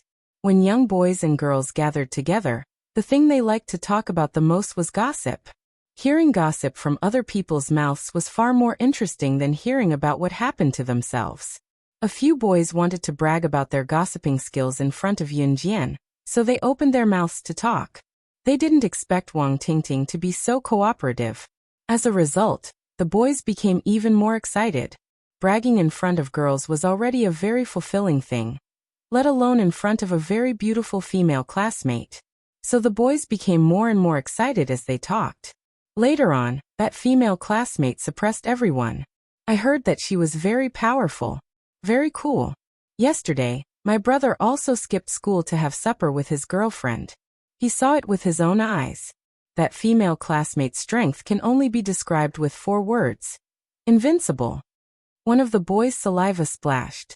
Yun Jian was far away, so she wasn't splashed. The boys standing in front of this boy and Wang Tingting were splashed by the boy's saliva. But at this moment, no one said anything. Wow, that's amazing. Then do you know who that person is from our school? Wang Tingting revealed a look of admiration. Speaking of this, Wang Tingting glanced at Yun Jian. While admiring the powerful person mentioned by the boys, she didn't forget to look at Yun Jian with disdain. That person is really powerful. What about you? I really don't know how you got that strongest female student award. Pfft, don't tell me you got it by sleeping with your body. Wang Tingting's last sentence was quite loud. Yun Jian was very good looking, but she was a freshman in high school. As a freshman, she didn't have much strength or experience. Her body was thin and weak, and she only had good looks. So other than sleeping with others, how could she get the strongest female student award? Just as Wang Tingting finished speaking, before Yun Jian made a move, the boy who said that his brother saw the powerful scene of the female classmate yesterday with his own eyes pointed not far away and shouted in surprise. Look, that's my brother. I asked him to come over and tell you guys how powerful the female classmate he saw yesterday was. I heard that she snatched the gun away from him in an instant. Just as the boy finished speaking, he saw that his brother had already rushed over. Before the boy could finish his words, his brother had already looked at Yun Jian as if he had seen his idol and shouted in surprise. It's you. It's you. It's actually you. Yesterday, you were the one who flew out of the bench to block the bullet. You even snatched the gun from the woman who was holding it. You even told her that you can't even protect your own weapon. What kind of sharpshooter are you? Classmate, you're my idol. When the boy's brother saw Yun Jian, he was so excited that words couldn't describe it. Seeing this, the surrounding people were instantly dumbfounded. What? She was the girl who was rumored to have snatched the pistol from the enemy? When Wang Tingting heard this, she felt a pain in her head. For a moment, she had a feeling of disbelief. She was the female classmate that everyone was talking about. However, this was not the end. Immediately, everyone was stunned when they saw a slightly older figure walking over from not far away. The moment he saw Yun Jian, this slightly older man actually started running. The people present focused their gazes. Wasn't this man the Min City Military Academy's Principal Ma? Why was Principal Ma here too? Wang Tingting and the boys present were a little stunned. Before she could recover from her shock, she saw Principal Ma running to Yun Jian and speaking to her in a rather agitated tone. You're a genius, Mr. Ma. Classmate Yun Jian, you really didn't let me down. You won first place in this selection competition. First place? Ha ha ha. Of the 100 Special Forces soldiers who participated in this selection competition, which one of them isn't the most powerful person in our country? And you actually won first place in the selection competition.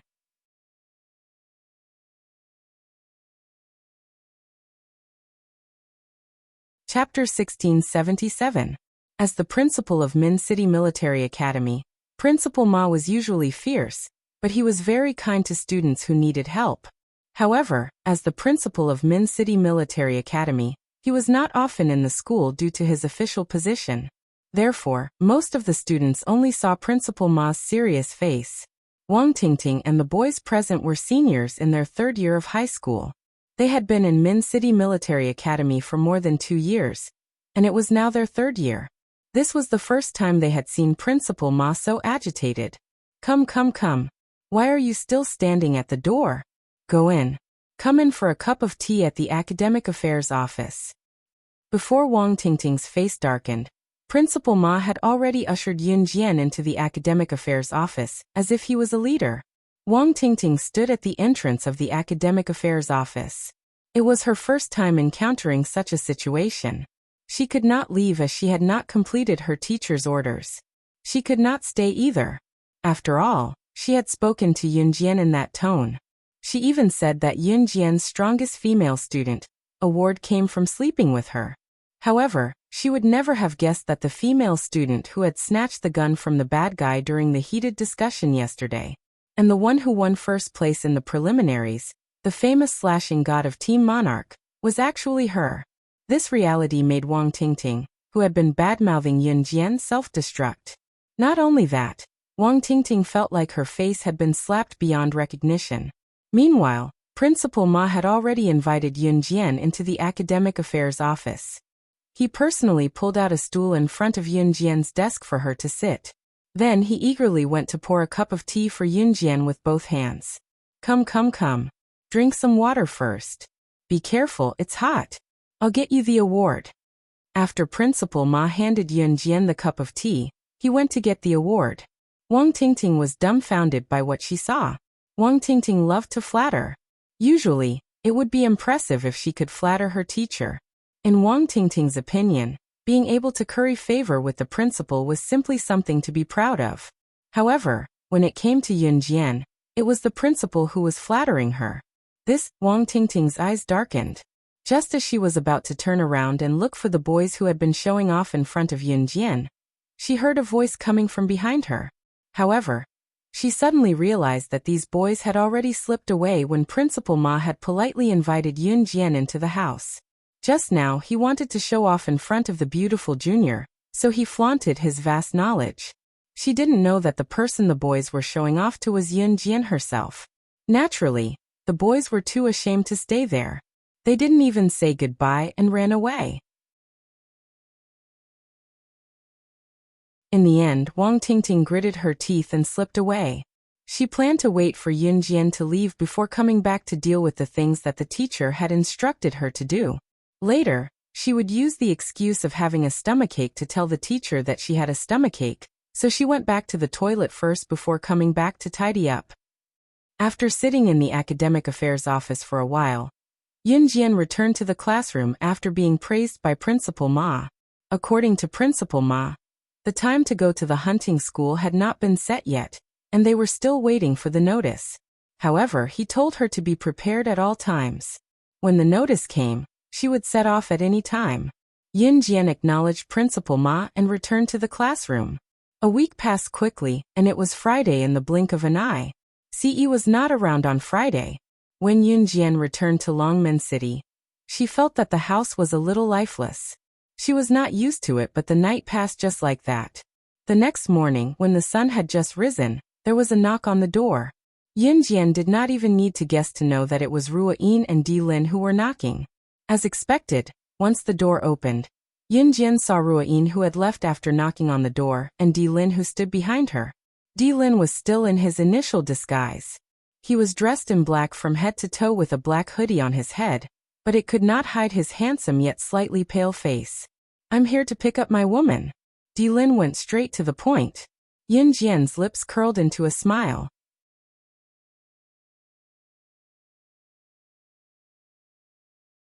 Chapter 1678. Let's go. Yun Jian waved. She walked around Ruoyin and Di Lin and led the way. Qin Yiru had gone to work at the florist early in the morning. So before Yun Jian brought Ruoyin and Di Lin to look for Lung Mei, they bought a few buns from the roadside and ate as they walked. Qin Yiru slept early and woke up early now. Working at the florist was not tiring at all. Other than taking care of the children, she looked much younger now compared to when she was working hard. Logically speaking, Chinyiru should have spent the rest of her life at home 20 to 30 years earlier than her peers after giving birth to such a capable daughter like Yunjian. However, Chinyiru insisted on going to work. That was because once a person lacked exercise, their body would deteriorate. Some elderly people had a common problem before they passed away, which was that they could not walk. Walking was considered exercise too. Once a person stopped exercising, they would soon become useless. Therefore, even if the elderly were seriously ill, they should never forget to bring them out for a walk. Even if they could not walk, they should push their wheelchairs out to get some sunlight. Even if they could not live to 100 years old, they could at least live longer. Chinyiru had realized this long ago, so she could not stop exercising. After buying a few buns, Yunjian walked lazily on the way to Qinyu's house while Ruin and Dilin followed her without a word. It was neither near nor far from Qinyu's house to Qinyu's suite. Yuni usually had extra classes on Saturdays. Her studies in Songshan High School were especially tight, so she did not have a break on Saturdays and Sundays. We've walked so far. Are we there yet? You can't lie to us. Ruin could not help but shout after walking behind Yunjian for a while. I can't even afford a cab now after your people mess things up. Take your time, don't rush. Also, don't call me SS here. You can call me Yunjian. Yunjian turned to Ruin with a grin, half joking. Yunjian was referring to the fact that the blood doll had recently interfered with the missions of the kosher mercenaries. Ruin was rendered speechless by Yunjian's words, and was glared at by her own leader. Thus, Ruin could only swallow the words she wanted to say back to Yunjian. It's here. Yunjian led Ruin and Dilin on a leisurely walk for half an hour, and finally arrived at Qingyu's door. When she reached the door, Yunjian stretched herself. It's nice to take a walk in the morning. What's more, there were 2 lackeys following behind him. This feeling was not bad. Yunjian had the key to Qingyu's house, so she took it out when they arrived at the door. As soon as the door opened, a graceful voice rang out from within the room. It's burnt. Ha ha ha. I've won 3 rounds today, so tonight's bowls, chopsticks, and our clothes are all yours. Yunjian had just opened the door when this graceful voice sounded. Yunjian raised a brow. Ruin and Dilin could not help the corners of their lips twitching when they heard the female voice. The female voice undoubtedly came from Lung Mei. Just as the female voice ended, another young voice continued. Grandpa, let's go save Grandpa. Inside the house, Lung Mei, Qingyu, and Gu Nianji were playing mahjong together. The 3 of them had nothing to do, so they decided who would wash the dishes and clothes today based on the outcome of the mahjong game. Lung Mei had won 3 rounds in a row. She spread out the mahjong tiles excitedly and stood up. The color TV next to her was still playing Qingyu's favorite show, Calabash Brothers. Yunjian could not help the twitch of her lips when she saw this scene as soon as she stepped through the door. Lung Mei stood up excitedly and even made an I've won gesture. However, just as she stood up to cheer her victory, she caught sight of Yunjian, who was standing outside the door, and Dilin, who was standing behind Yunjian and Ruin. Lung Mei almost slipped when she saw Dilin. She steadied herself and looked at Dilin in shock. Leader, why are you here? Lung Mei had always thought that she was just Dilin's mistress. Now that she was captured by Yunjian, Dilin would only give up on her as a pawn.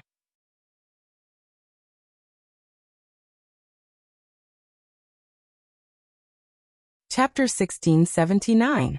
Ruin was dumbfounded when she saw Lung Mei wearing Qingyu's rabbit slippers and cute teddy bear pajamas. She looked so relaxed and comfortable. When Lung Mei was in the blood doll, she had always presented herself as an aloof and cold person. What was up with her today, though? The moment the chief found out that Lung Mei was captured by Yunjian, he could not sleep well and did not eat much during the day. SS was known for their ruthlessness. Who knew if Lung Mei would be killed after being captured by Yunjian? However, reality proved that Ruin and Dilin were wrong. Not only was Lung Mei not dead, she was still wearing the rabbit slippers and teddy bear pajamas as she played mahjong with Qingyu and Gu Nianji. After winning the game, she even jumped up excitedly to tell Qingyu and Gu Nianji, who were in the same team as SS who captured her, that they would take care of the bowls, chopsticks, and clothes for the three of them tonight. Where was the danger? The chief was worried that something would happen to Lung Mei, so he gave the entire Blood Doll organization to Yin Jian. Yet Lung Mei was hiding here playing mahjong. Ruoyin, you're here too? Lung Mei looked at Ruoyin and lowered her hand that was raised in excitement. She gulped and looked at Dilin and Ruoyin, her voice growing softer. Lung Mei, you're living such a comfortable life. The chief was so worried about you that he didn't eat or sleep well for the past few days. Ruoyin said to Lung Mei. However, just as Ruoyin said that, Dilin glanced sideways and glared at her. This made Ruoyin, who wanted to exaggerate to Lung Mei about what Dilin had done for her these days, shut her mouth. God, the chief's gaze was too scary.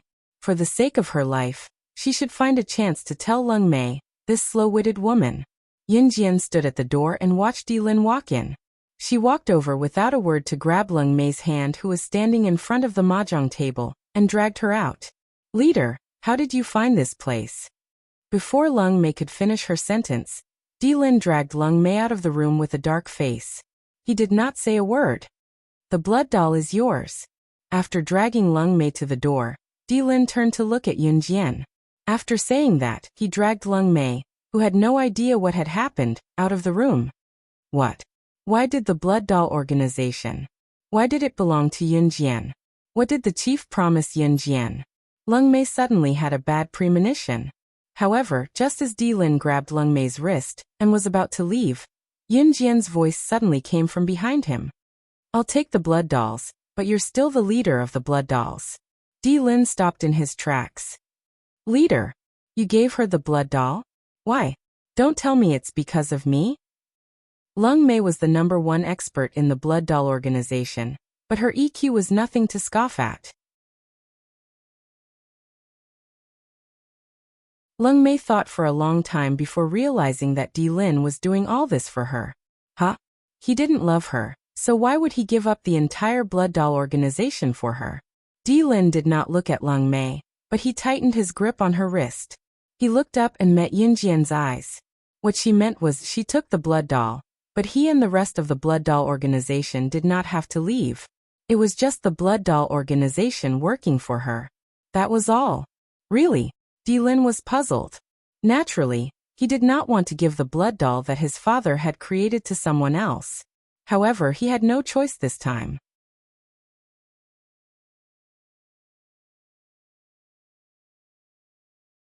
Chapter 1680. Yin Jian narrowed her eyes and looked at Dilin with her pretty ones as she spoke solemnly.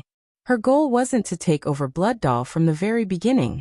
Instead, she wanted the Blood Doll, including everyone in the Blood Doll organization, to become her people. A powerful and capable person didn't mean that he had to take over a powerful company. Instead, he had to make all the powerful people in the company his subordinates and use them for his own purposes. Because a company itself wasn't valuable. What was valuable was not the company itself, but the powerful people in the company. Dilin finally understood how terrifying Yin Jian was. Rumor had it that SS wasn't just powerful, she was also very calculative. She lived up to her reputation. Follow SS, and you'll have meat to eat. Sure enough, this was not just a general statement. The mission to assassinate you and obstruct the kosher mercenaries was given a high reward by a man in a black robe. We're just taking the money. Dilin didn't promise Yin Jian directly. Instead, he told her everything he knew to show his sincerity. Yin Jian said that he would still be the leader of Blood Doll, but Blood Doll would be under SS control from now on. Dilin agreed to this. If Yin Jian wasn't SS, Dilin would rather give Blood Doll away than work for Yin Jian. But Yin Jian was SS. Follow SS and you'll have meat to eat. For this reason alone, Dilin agreed. I can feel your sincerity. Well then, it's a pleasure working with you. Yin Jian's lips curled up slightly. Let's have a pleasant cooperation. Dilin and Yin Jian came to an agreement. Smart people like to talk to smart people. It wasn't without reason. Leader. Dilin grabbed Lung Mei's wrist. She knew that everything today was for her sake. She couldn't help but feel guilty. Let's go home. Dilin turned and walked out with Lung Mei's hand. Leader, I'm sorry. Lung Mei wanted to say something more apologetic. Don't call me Master Chief anymore. Di Lin grabbed Lung Mei's wrist tightly, then suddenly stopped and growled at her. But why? Lung Mei asked in confusion. Are you stupid? Don't scream if the leader asks you not to. Even Ruoying couldn't help but worry about Lung Mei's EQ. Lung Mei swallowed her saliva and shut her mouth. When Lung Mei was about to disappear from Di Lin's grasp, Yunjian saw Qingyu and Gu Nianji running out of the house. Qingyu stood at the door and waved at Lung Mei. Let's play a few hundred rounds of mahjong next time. I don't believe that I can't beat you. It was only after Lung Mei and the others left that Yunjian turned to look at Qingyu and Gu Nianji, her lips curling into a smile. Are you addicted to mahjong? Do you want to go to Asia and play mahjong under the warm sun? No need. Sister Jian, let's go out for a walk, haha. Qingyu tugged at Gu Nianji's hand and dashed out. Yunjian's lips curled up again at the sight of them. It was then that her phone rang. Looking up to see that it was Zhang Xiaofeng calling, Yunjian looked up slightly and answered the call. Just as the call connected, the voice that came from the other end was not Zhang Xiaofeng but Ling Yichen. Ling Yichen spoke to Yunjian in a hopeless and shaky tone. His voice came from the other end of the phone, accompanied by howls of pain and despair.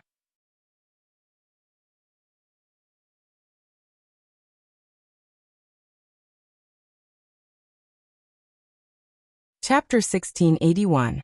Ling Yichen's words were laced with deep despair, sorrow, and trembling. It was so soft that Yunjian would not have heard it if she did not listen carefully. Such emotions would only be expressed when one's family member or important friend was in trouble. Such emotions were indescribable with words. It was a feeling of despair and sorrow dominating. Unable to speak due to the pain, one would tremble from fear, and the feeling that one had no future. Ling Yichen was in such a state now. Zhang Xiaofeng and Chen Sini were Ling Yichen's best friends. Therefore, when something happened to Chen Sini, Ling Yichen was dumbfounded. Although he was close to Chen Sini, it was not as close as Zhang Xiaofeng and Chen Sini. Ling Yichen used Zhang Xiaofeng's phone to call Yunjian, because Zhang Xiaofeng could not say a word after calling Yunjian. How could Zhang Xiaofeng say something like that? Even the doctor said that Sini was dying. After Yunjian heard Ling Yichen's words, her lackadaisical gaze sharpened. Where are you? Yunjian asked curtly. We're at Longmen City People's Hospital.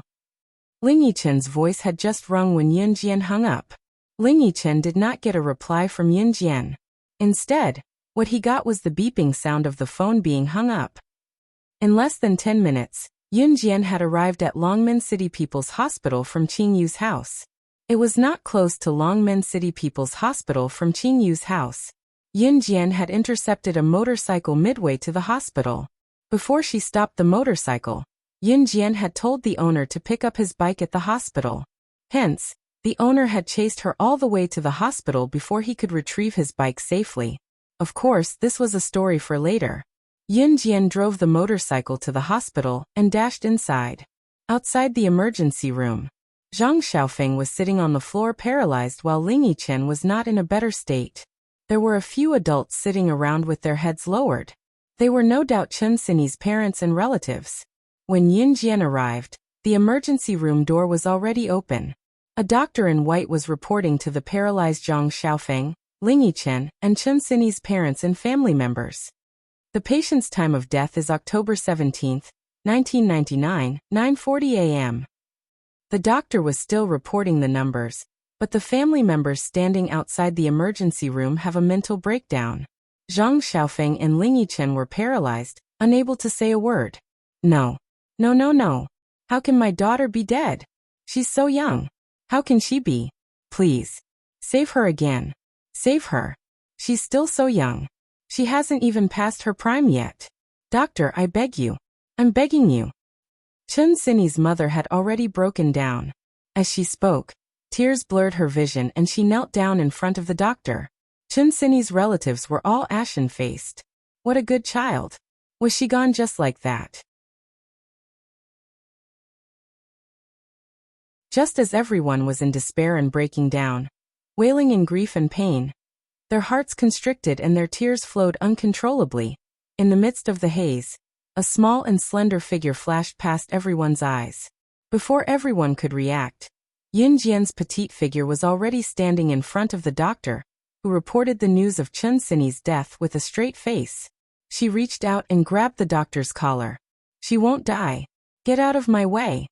The doctor refused to let her pass and even said to Yun Jian, "I know you're upset, but the dead can't come back to life."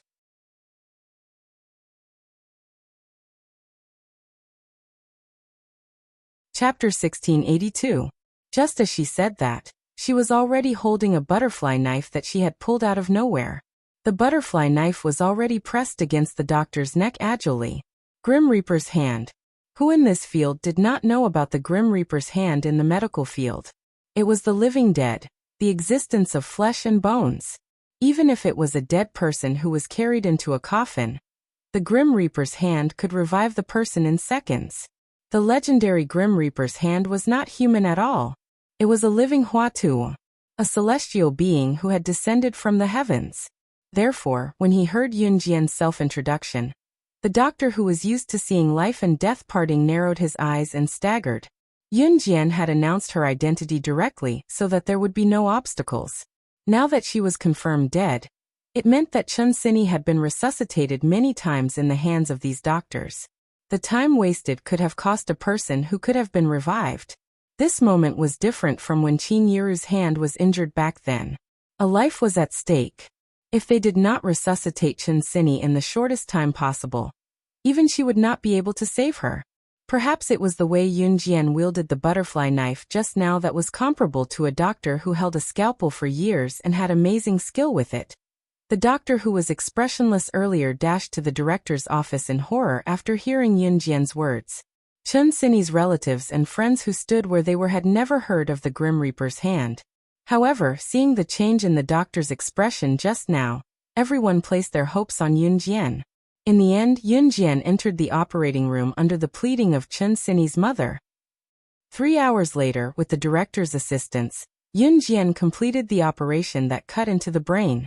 The operation was completed successfully and Chun Sini was safe.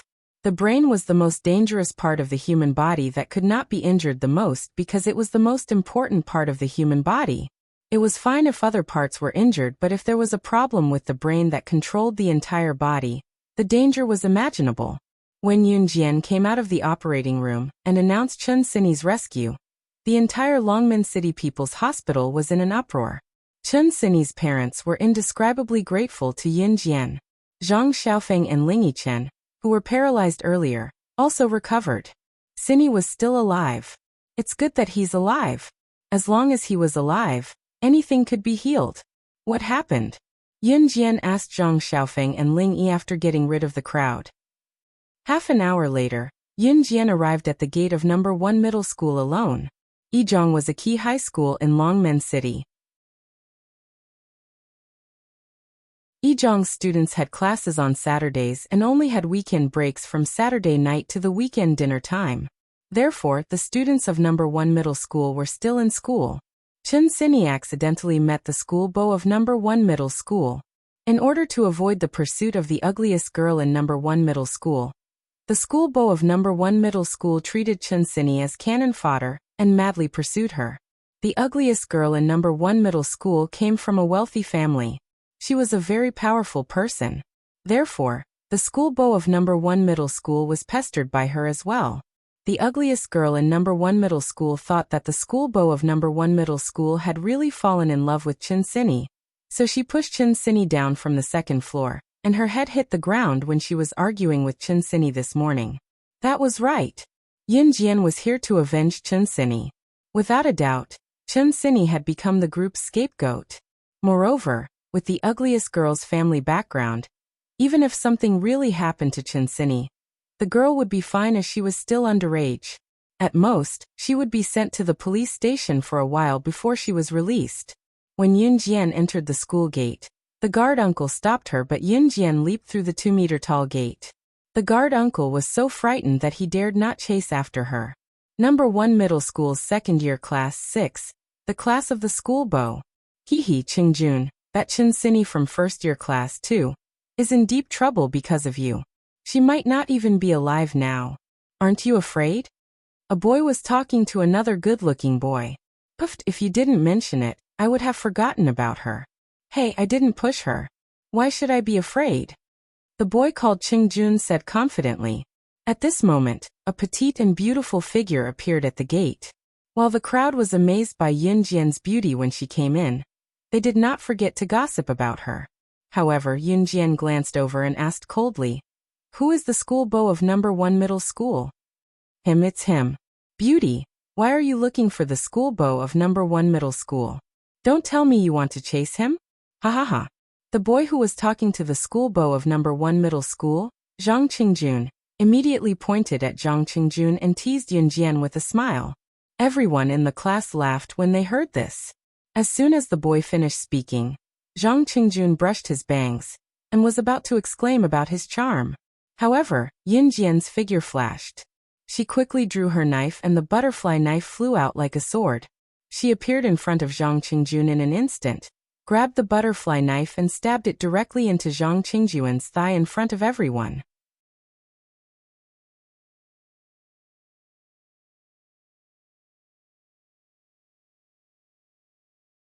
Chapter 1683.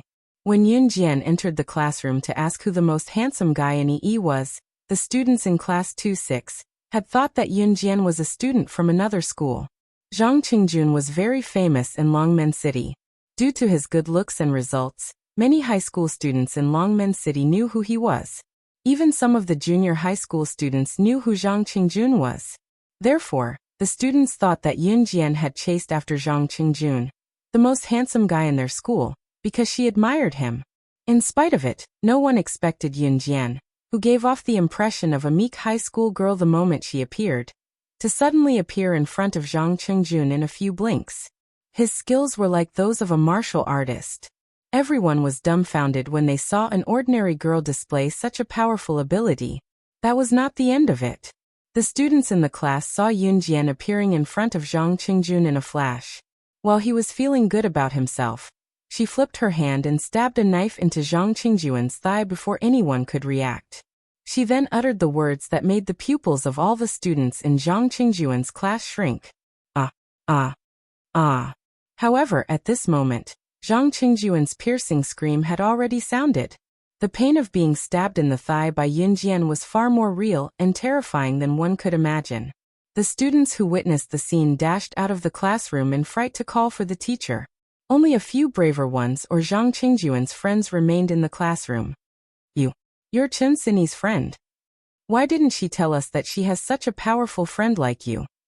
Otherwise, they would never have provoked Chen Sini. The few boys in the class who played with Zhang Qingjun, and even instigated Zhang Qingjun to cause trouble for Chen Sini were so scared that their faces turned pale.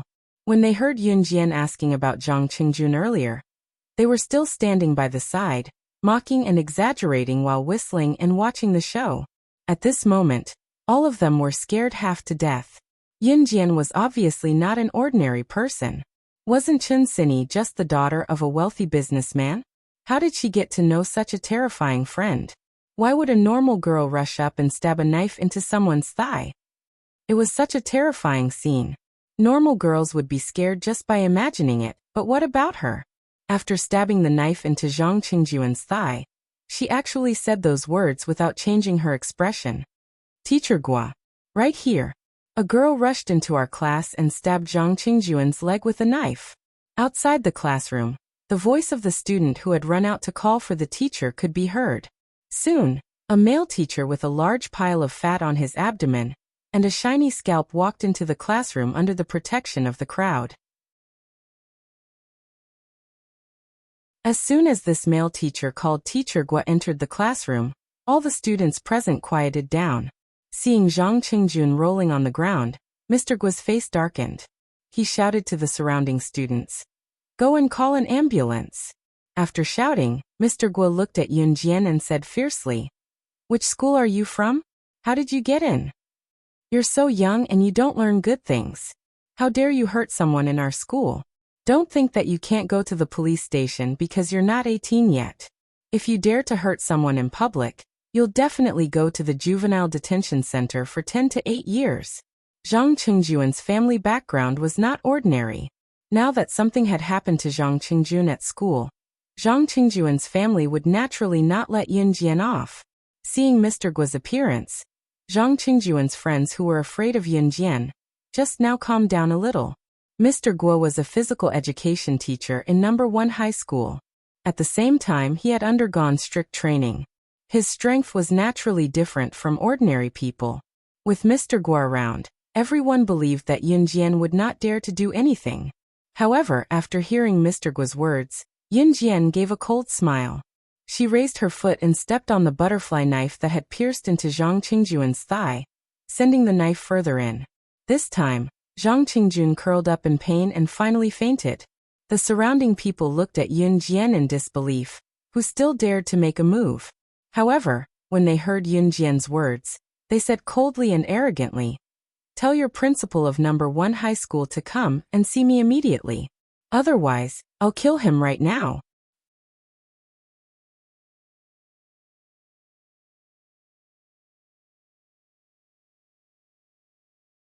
Chapter 1684. She wasn't joking. At this moment, everyone was shocked by Yun Jian's actions. If the first stab wasn't enough to make Zhang Qingjun faint, then when Yun Jian stepped on his wound a few more times, it was simply fatal. Ordinary girls would be scared when they saw such a scene, but this girl? Not only was she not afraid, but she also did something even more shocking. Go and call the principal. Mr. Guo, who was very calm just now, also panicked. He was so scared that his face changed and he quickly shouted at the students behind him. If a person's aura could support the sky, then Yun Jian's aura was enough to make Mr. Guo's legs go weak. Before becoming a physical education teacher, Mr. Guo had undergone professional strength training. Although Mr. Guo was fat, when he fought, his speed was faster and more agile than most people. However, in front of Yun Jian's aura, Mr. Guo didn't even dare to say a word. After about 3 minutes, the principal of No. 1 high school was called here in a hurry. Seeing Zhang Qingjun unconscious on the ground with his thigh bleeding, the principal's face instantly turned extremely pale. Zhang Qingjuan's family background was not ordinary. His parents' company was famous in the entire Zhe province. Most importantly, Zhang Qingjuan's father was the director of No. 1 high school. If Zhang Qingjuan's father found out that something had happened to Zhang Qingjun in school, then he wouldn't be able to be the principal anymore. Therefore, when Principal Shi of No. 1 high school saw this scene, he was scared silly. You, stop. Seeing Yun Jian deal with Zhang Qingjun, Principal Shi was so scared that he rushed over to stop her. You can come over, but my knife doesn't have eyes. When Yun Jian saw this, she flipped her hand and held another butterfly knife in her palm. Then, she swung the butterfly knife and placed it on the neck of the unconscious Zhang Qingjun as fast as she could. A knife again. How many knives is she hiding on her body? Why can't I tell that she's hiding a weapon just by looking at her appearance? Is she an agent in the movies? She can actually hide a weapon on her body. When the surrounding students saw Yun Jian take out another butterfly knife, they immediately widened their eyes in horror. Even if an ordinary person were to hide money on their body, they wouldn't be able to do it without making a sound. They also couldn't guarantee that the money wouldn't be lost if it was hidden in their clothes. However, she had hidden 2 butterfly knives. These 2 butterfly knives were not small. She hid them on her body without any flaws. Was this something an ordinary girl could do? No. Stop. I will do my best to satisfy you. As long as you put down the knife. Principal Shi was scared out of his wits by Yun Jian's actions. He waved his hand to show his weakness to Yun Jian.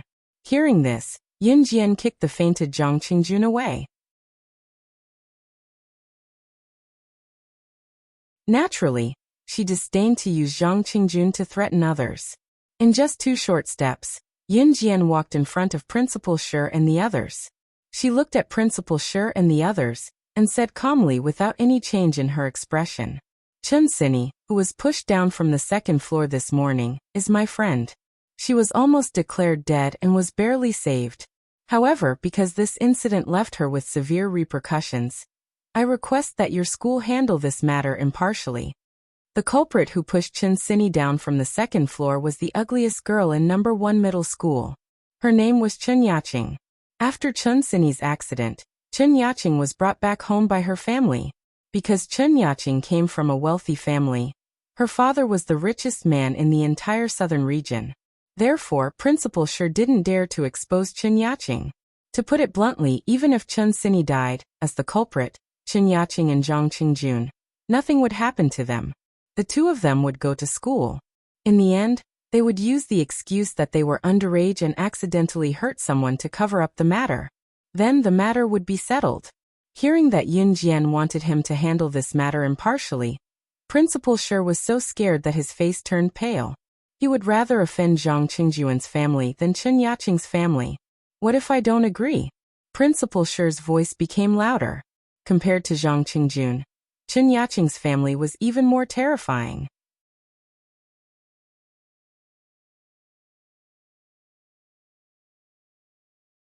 Chapter 1685. Yun Jian's insolent words were like a landmine that spread to every corner of the place, stupefying everyone for a moment. When they came back to their senses, they were bewildered.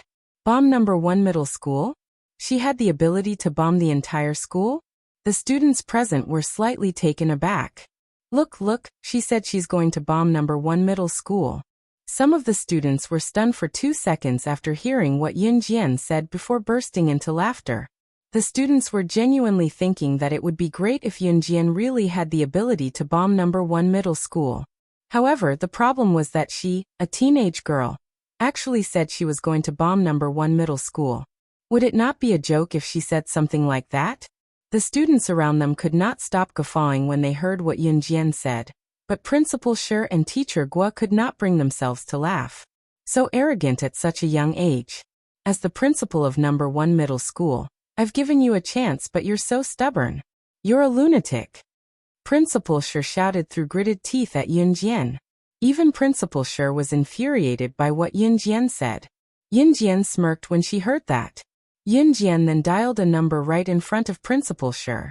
Coordinates to the principal's office in Country Zhejiang Province, Longmen City number 1 middle school. Lock on and bomb it.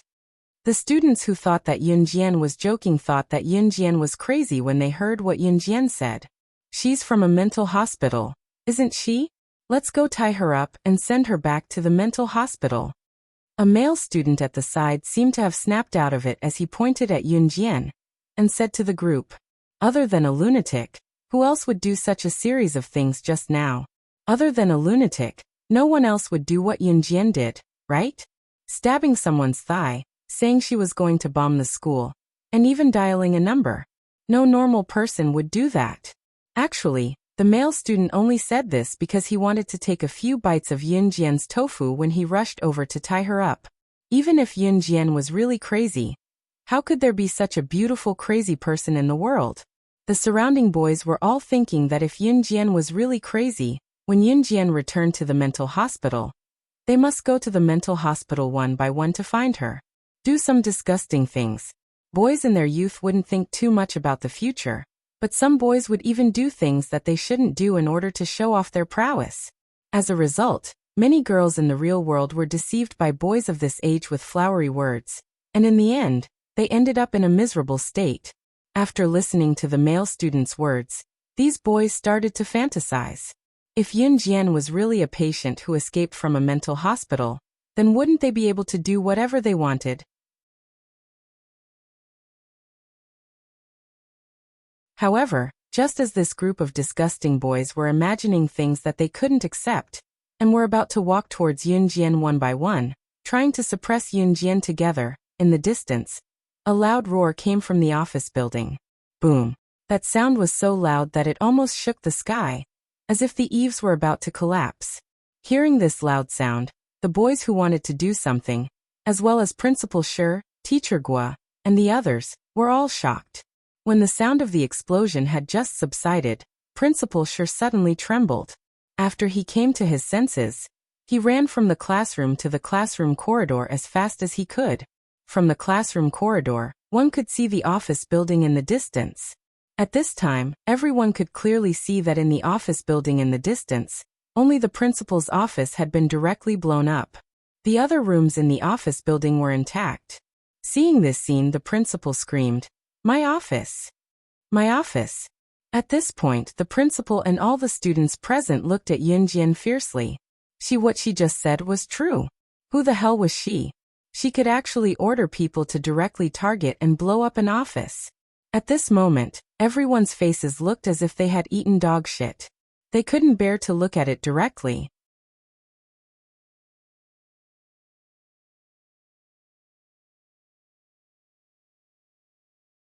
Chapter 1686. Everyone at the scene was shocked. Especially Principal Sure. You.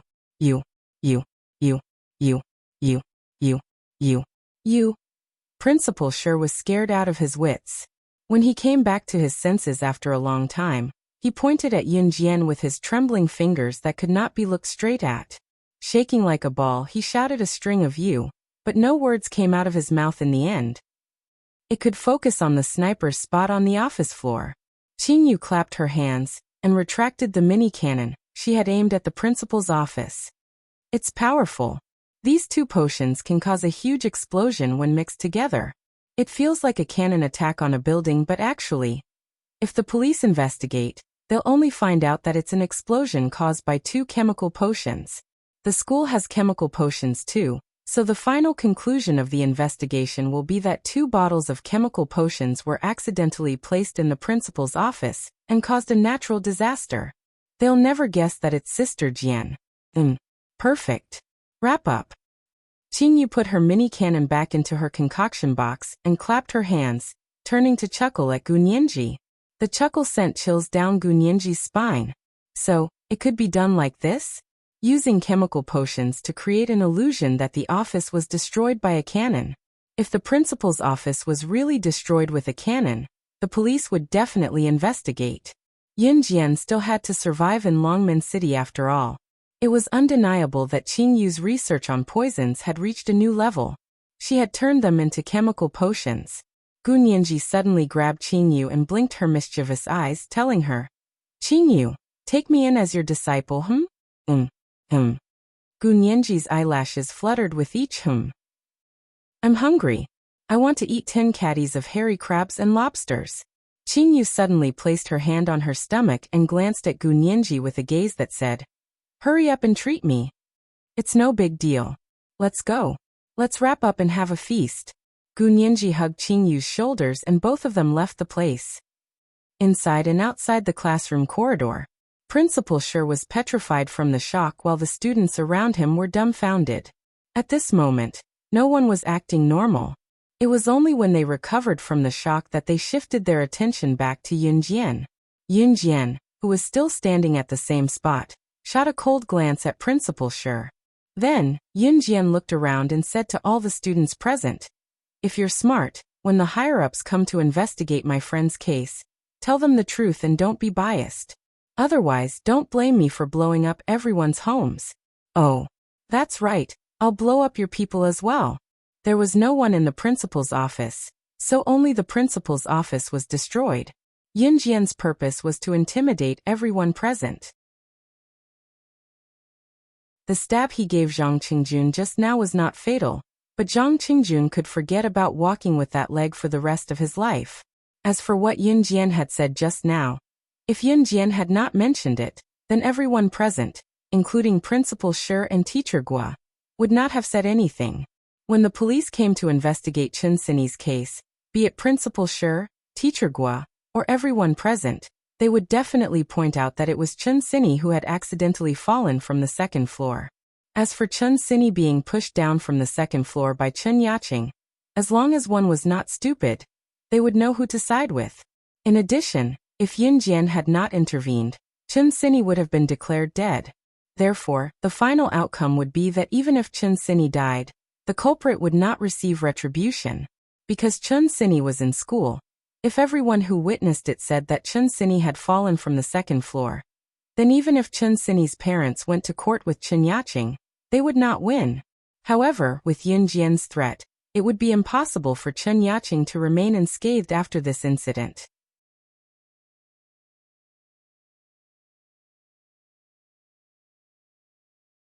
Chapter 1687. Zhang Qingjun was sent to the hospital by the ambulance that came later. No one dared to stop Yunjian from leaving Yi Hai.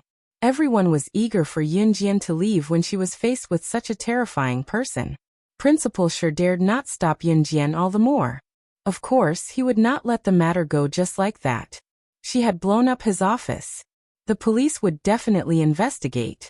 He would say more when the time came, including Zhang Qingjuan's injury, and have the police deal with Yunjian as well. Principal sure had no idea that his office looked like it was destroyed by a cannon on the surface, but it was actually a huge explosion caused by 2 bottles of chemical potions mixed together. After leaving Yi Hai, Yunjian hailed a cab to a villa in Longmen City. The cab even made a trip to New Cruise and Falcon Hall's headquarters along the way. Zhang Xiaofeng and Ling Yichen got into the car at New Cruise and Falcon Hall's headquarters. That girl called Chen Yaqing is Chen Fugui's daughter. Chen Fugui is the richest and most powerful tycoon in the southern region. He's currently staying in Longmen City's Jiefeng Road's villa. Once Zhang Xiaofeng and Ling Yichen got into the car, the latter told Yunjian what he found out about Falcon Hall. Zhang Xiaofeng, Chen Sini, and Ling Yichen were usually helping Zhang Jifan manage New Cruise when they had nothing to do. When New Cruise and Falcon Hall collaborated, Zhang Xiaofeng, Ling Yichen, and Ling Yichen worked together to manage Falcon Hall in secret. Zhang Xiaofeng, Ling Yichen, and Ling Yichen were all geniuses with plenty of ingenious ideas. Now that New Cruise had become Country Z's leading brand, Zhang Xiaofeng and Ling Yichen's help was indispensable. If Chen Yaqing knew what Chen Sini was doing in New Cruise, she would not dare do anything to Chen Sini. Although Chen Yaqing's father was the richest tycoon in the southern region, he was nothing compared to New Cruise. Go to Jiefeng Road, Yunjian said to the cab driver with a grim expression. Jiefeng Road, Villa Forest. There were many villas here, but there was only one villa that was the biggest on Jiefeng Road. This villa was naturally Chen Yaqing's home. At this moment, the guard at the entrance of the villa was still watching the door while munching on melon seeds. At first glance, he saw a slender young lady with 2 handsome young men following behind her. Each of them had their own strengths as they walked towards him. The young girl walked at the front, and the 2 youths behind her were like her subordinates. The reason why the guard thought so was because the girl's aura was simply too powerful. She was so powerful that the guard could only watch as Yunjian stood in front of the door, cracked the password lock, and walked into the villa within 3 seconds. It was only after she had walked far away that the guard reacted. Hey. He couldn't leave. You can't leave. By the time the guards chased after them, Yunjian and the other 2 had already disappeared. Rich and powerful families often held parties. At this moment, Chen Fugui had invited all the socialites and handsome men of the same age to hold a party at his house. Chen Yaqing was also wearing a gorgeous dress, and chatted with the handsome men of the upper class as if nothing had happened. Your daughter is becoming more and more beautiful. In the corner, a bald middle-aged man praised Chen Yaqing against his conscience. In fact, Chen Yaqing's ugliness was unrivaled. Chen Fugui was amused when he heard that. He even nodded and clinked his wine glass with the middle-aged man's. However, at the moment when the 2 wine glasses touched, the door was kicked open. The door was not kicked open, but was directly kicked open from outside. The entire door was spread on the ground like a carpet. This sudden turn of events caused everyone present to be shocked. Outside the door, a slender young girl stopped and entered. Behind the young girl were 2 handsome men. Seeing that this young lady was the one who kicked open the door, Chen Fugui was stunned. He didn't seem to have invited her, right? How dare she kick open the door of his house? Who are you, and what are you doing here? Do you know where this is? How dare you be so arrogant? Chen Fugui stood out and shouted at Yunjian.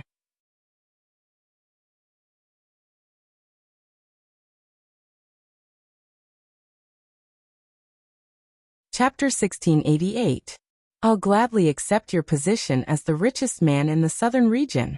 Yunjian's arrogant words rang out right after Chen Fugui's words, and reached everyone's ears. Yunjian's words carried an undeniable arrogance, especially her last sentence, which attracted everyone's attention. Even Chen Fugui could not help but widen his eyes at Yunjian, who barged in. Everyone was stunned. After the shock, there was a dead silence. After a long while, someone finally spoke up. New Cruise's director? Falcon Hall's boss Rakshasa? Fuguei, who's this little girl? After a pause, a middle-aged man asked in surprise. The person who asked was a similarly wealthy middle-aged man whom Qin Fuguei had invited to the party. This little girl even claimed to be New Cruise's director, Falcon Hall's boss Rakshasa. I say, Fuguei, did you bully this little girl again? Haha. She even came knocking on our door. Does your wife know about this? As soon as the middle-aged man's voice fell, a burst of laughter rang out. It was an old man in his 50s or 60s who was about to enter old age. The old man's smile was devilish as he looked at Qin Fuguei with a mischievous gaze. Qin Fuguei was the richest man in the southern region, which was also the richest man in the entire southern region of Country Z. When a man had money, he would think of being a playboy. This wasn't just a saying. Usually a man like Qin Fuguei, although he wouldn't bring his mistress home, he still kept countless mistresses outside. Naturally, Qin Fuguei's wife would not care. She only needed to keep her position as the wife and protect the family's assets. No matter how many mistresses Qin Fuguei had, as long as he did not give most of the family's assets to his mistress, everything would be fine. Many rich men were like that. That was why after seeing Yun Jian's unfriendly words to Qin Fuguei, the old man suspected that Yun Jian was one of Qin Fuguei's female students. Qin Fuguei already had one foot in the coffin. His taste was really big. As for what Yun Jian had just said, after the old man's interruption, the people present did not listen to a single word. Everyone only felt Yun Jian's arrogance, but directly ignored the other words that Yun Jian had just said. Tisk, you're so young, yet you don't learn to be good. You're learning from others to be a mistress? You're even using New Cruise and Falcon Hall as shields? She's so beautiful. Look, that figure is slender, but that chest, could it be that it's because of a man's love? The old men around them mocked and ridiculed Yun Jian, mixed with uncontrollable lust. It had to be said that Yun Jian was really beautiful, and the group of old men around her was really rich. Rich old men would naturally think more. However, Qin Fuguei was the only one who knew that he had never seen Yun Jian before this. There was a glint in Yun Jian's eyes when she heard the commotion. Dad, I don't know her. Get someone to chase her away. Chen Yaqing was wearing a gorgeous princess gown. She was ugly, so no matter how she dressed up, it would be futile.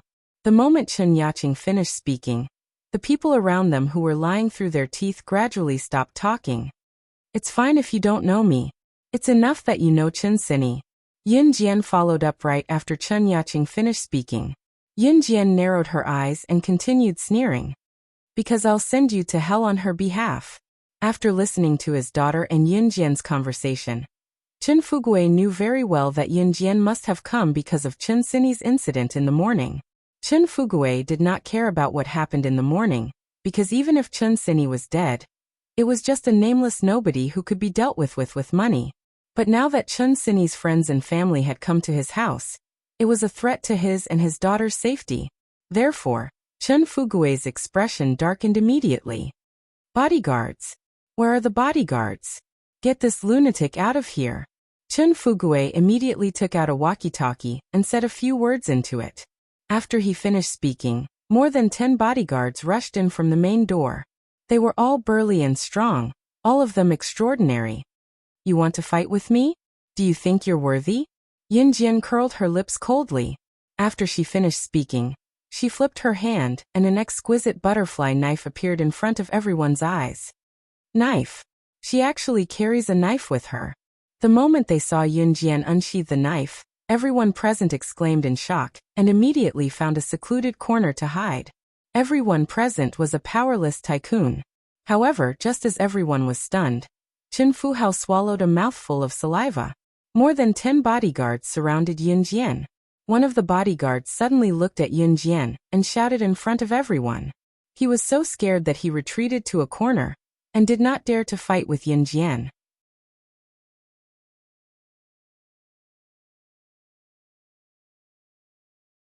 Chapter 1689. This bodyguard was obviously one of the bodyguards who witnessed everything when Yun Jian went to Cheetah Bodyguard Company for training and defeated Lin Kuei, the chief bodyguard of Cheetah Bodyguard Company. This bodyguard was a member of Cheetah Bodyguard Company. At this moment, When he saw Yun Jian and recalled Yun Jian's skills, he was almost scared to death. This bodyguard was hired by Chen Fugui to protect his personal safety, and happened to be a bodyguard of Cheetah Bodyguard Company. But after seeing Yun Jian, this bodyguard actually retreated to a corner? And what did this bodyguard say just now? Lin Kuei is the most powerful chief bodyguard of Cheetah Bodyguard Company. For a big shot like Lin Kuei, he was a famous big shot even in the international arena. You're saying she defeated Lin Kuei? This kind of thing, how is it possible? The old man who caused everyone present to have a different view of Yun Jian's face gradually sank. His face was changing at the speed of light. The old man's eyes widened in fear as he looked at Yun Jian in disbelief. Who was Lin Kuei?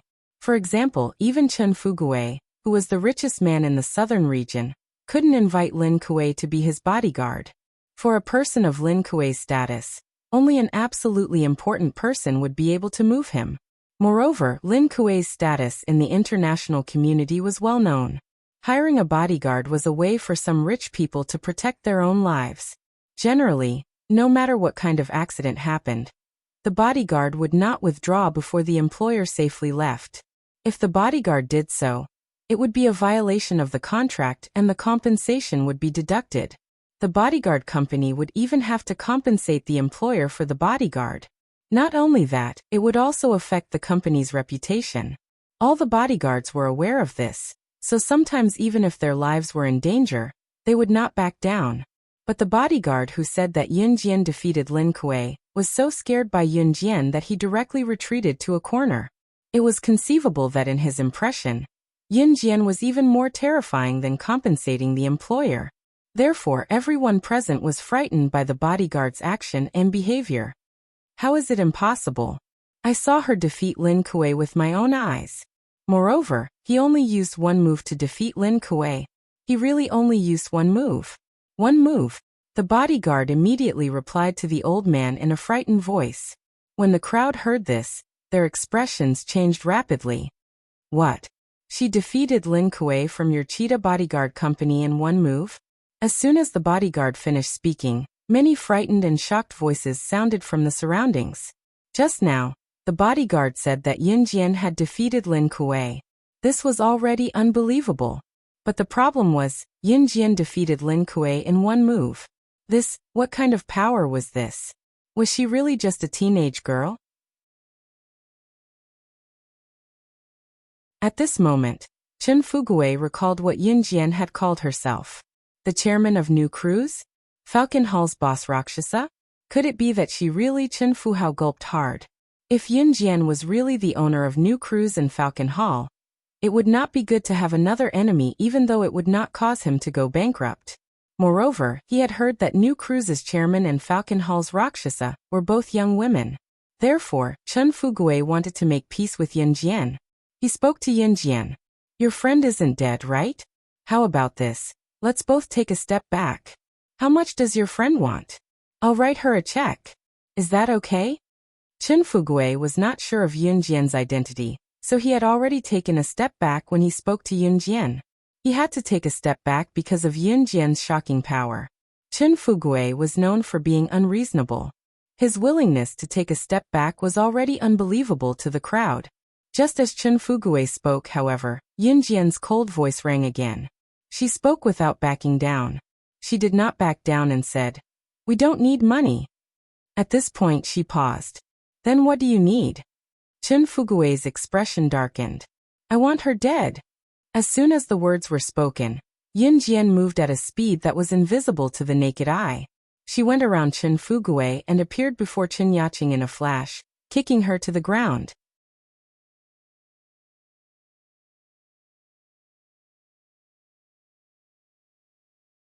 Chapter 1690. Yun Jian did not hold back when she stabbed Chen Yaqing's abdomen, crushing her organs on the spot. Chen Xinyi had almost died. Why did she say that? The surgery was very dangerous because it involved the brain. Moreover, she did not take over immediately. In the end, it was Yun Jian who saved her by force. For that, she even used the spiritual energy of Yulong mainland. If she used the spiritual energy of Yulong mainland on Earth, her cultivation base would not improve for 100 years. Her physique was different from other cultivators. Others could not improve their cultivation base for 100 years, but if she used her spiritual energy on Earth, there would be no improvement for 10 years. To save Chunsinny, to be the first friend she met in Longmen City, Yin Jian was willing to not develop her spiritual energy for 10 years. There was a limit to a person's patience. Some things could be forgiven, but others must pay a painful price.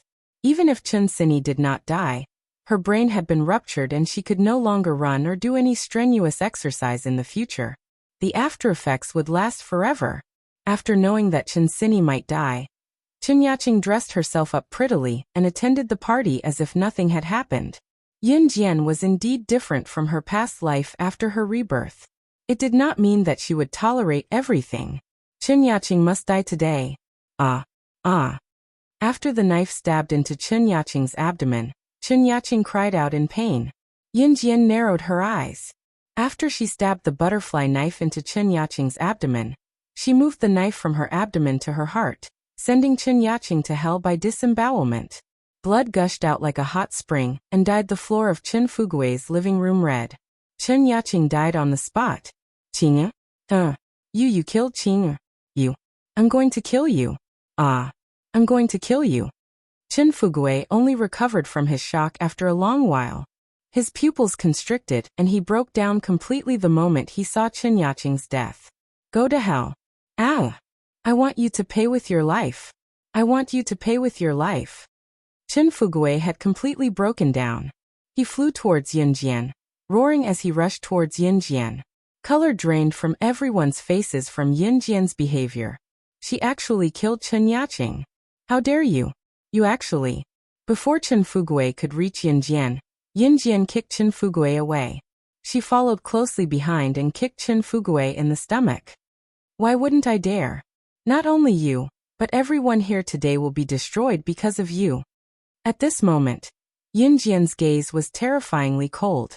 Even Zhang Xiaofeng and Ling Yichen were a little shocked. The moment Chen Fugui was kicked to the ground by Yin Jian, he was so scared that he couldn't stop trembling. The moment Yin Jian killed Chen Yaqing, the people around them screamed and ran for the door. However, before she could reach the entrance, she saw Qing Yu and Gu Nianji leading a dozen women in black with a skull mark on their wrists walking in from outside. At the same time, the people Qing Yu and Gu Nianji brought stopped the people in the room from running out. Sister Jian. Qing Yu and Gu Nianji greeted Yun Jian with a nod when they saw her. Who are they? The people present paled when they saw the people Qing Yu and Gu Nianji brought in. They have skulls on their wrists. Isn't that the mark of the ancient killer mercenary group? What? The people present were paralyzed on the spot. Why are the kosher mercenaries here? Someone shouted in horror. Momo. Could it be? Someone suddenly looked at Yin Jian. Could she be one of the kosher mercenaries? Yin Jian, who had her foot on Chen Fugui's stomach, had her back facing Qing Yu, Gu Nianji, and the dozen kosher mercenaries behind them as she spoke coldly that would decide everyone's fate. The chilliness of her words sent chills down everyone's spine.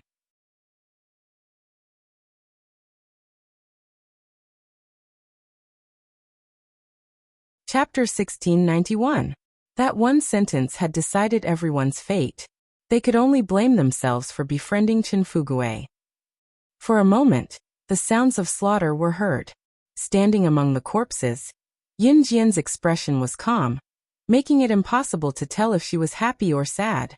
Zhang Xiaofeng and Ling Yichen felt like they were looking at the god of slaughter. Yin Jian, who stood among the corpses and pools of blood, was a perfect match for the scene. It was as if she was meant to live in such an environment. At that moment, Yin Jian felt like she had returned to her past life, the world where blood was spilled. It was an era filled with bloodshed. The next day, something major happened in Longmen City.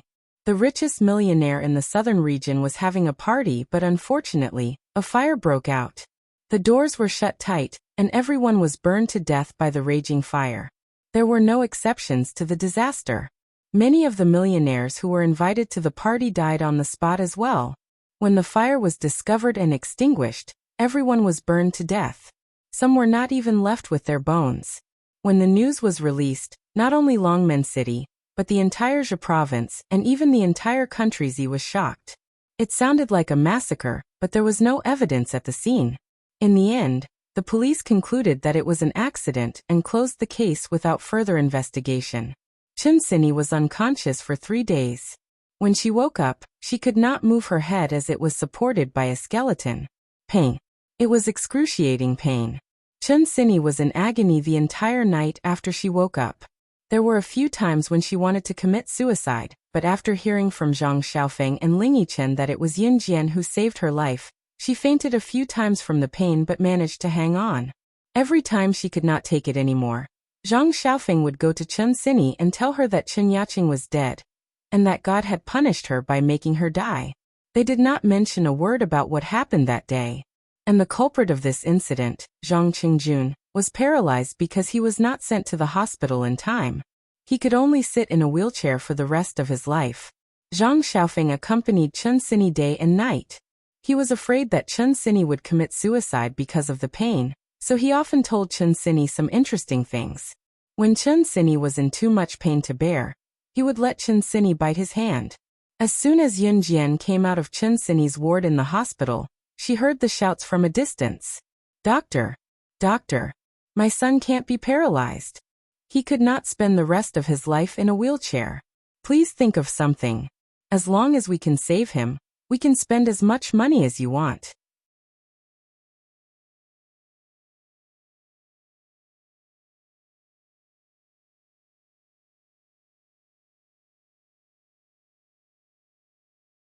Chapter 1692. The Hand of Death? Her? She is the hand of death in your medical field? Are you kidding me? When the doctor pointed at Yun Jian and told Zhang Qingjuan's mother what he said just now, the parents were dumbfounded. Both of them turned to look at Yun Jian in disbelief and exclaimed in shock. Especially Zhang Qingjuan's mother, Mrs. Wen. Her son had always been her pride. She had a son, so she had a special status in her husband's family. The most important thing was that her son was not only handsome, but also the most handsome boy in the school. He really got his strong genes. Mrs. Wen had always been proud of that. But she never thought that her son would be stabbed by a crazy woman in the school. His legs were paralyzed and he could no longer walk. Mrs. Wen always thought that the girls in the school were not good enough for her son. In fact, Mrs. Wen didn't know the reason why Zhang Qingjun had an accident. She put all the blame on Yin Jian. So when Mrs. Wen just knew that the person who hurt her son was Yun Jian, she rushed up to vent her anger without saying anything. But Mrs. Wen never thought that the girl who hurt her son was the top doctor in the medical field, the hand of death, who could even save a patient who had been declared dead. The girl who caused his son to become like this was actually the only person in the world who could save his son. The enemy became the person who needed to be flattered. This, Mrs. Wen was stunned. She never thought that things would turn out like this. Zhang Qingjun, who was sitting in the wheelchair, was also completely stunned. Headmaster Shi of No. 1 Middle School was also petrified. As a doctor, I also have the professional ethics of a doctor. I never joke about this kind of thing. At that time, the heart and brain of the patient in Ward 506 had stopped working in the emergency room. Originally, he was completely dead. But as soon as she took action, the person strangely came back to life. I've seen it with my own eyes. Other than the hand of death in our medical field, no one else can do it. The doctor was very unhappy after hearing Mrs. Wen's words. In addition, he wanted to show off in front of Yun Jian, so he said to Mrs. Wen in a very impatient tone, "Since the doctor dared to say so, how could it be fake?" No matter how much they didn't believe it, they had no choice but to believe it. You really are the hand of death. It's impressive that you're so capable at such a young age, but don't blame me for not reminding you. You've provoked someone you shouldn't have. Zhang Qingjuan's father was much calmer than Yin Jian. At this moment, Zhang Qingjuan's father, Zhang Di, was looking at Yin Jian with a serious expression. After that, Zhang Di's expression calmed down a little. He stared at Yin Jian and directly stated his purpose. My son is sitting in a wheelchair because of you. As long as you find a way to cure him, I won't pursue your responsibility.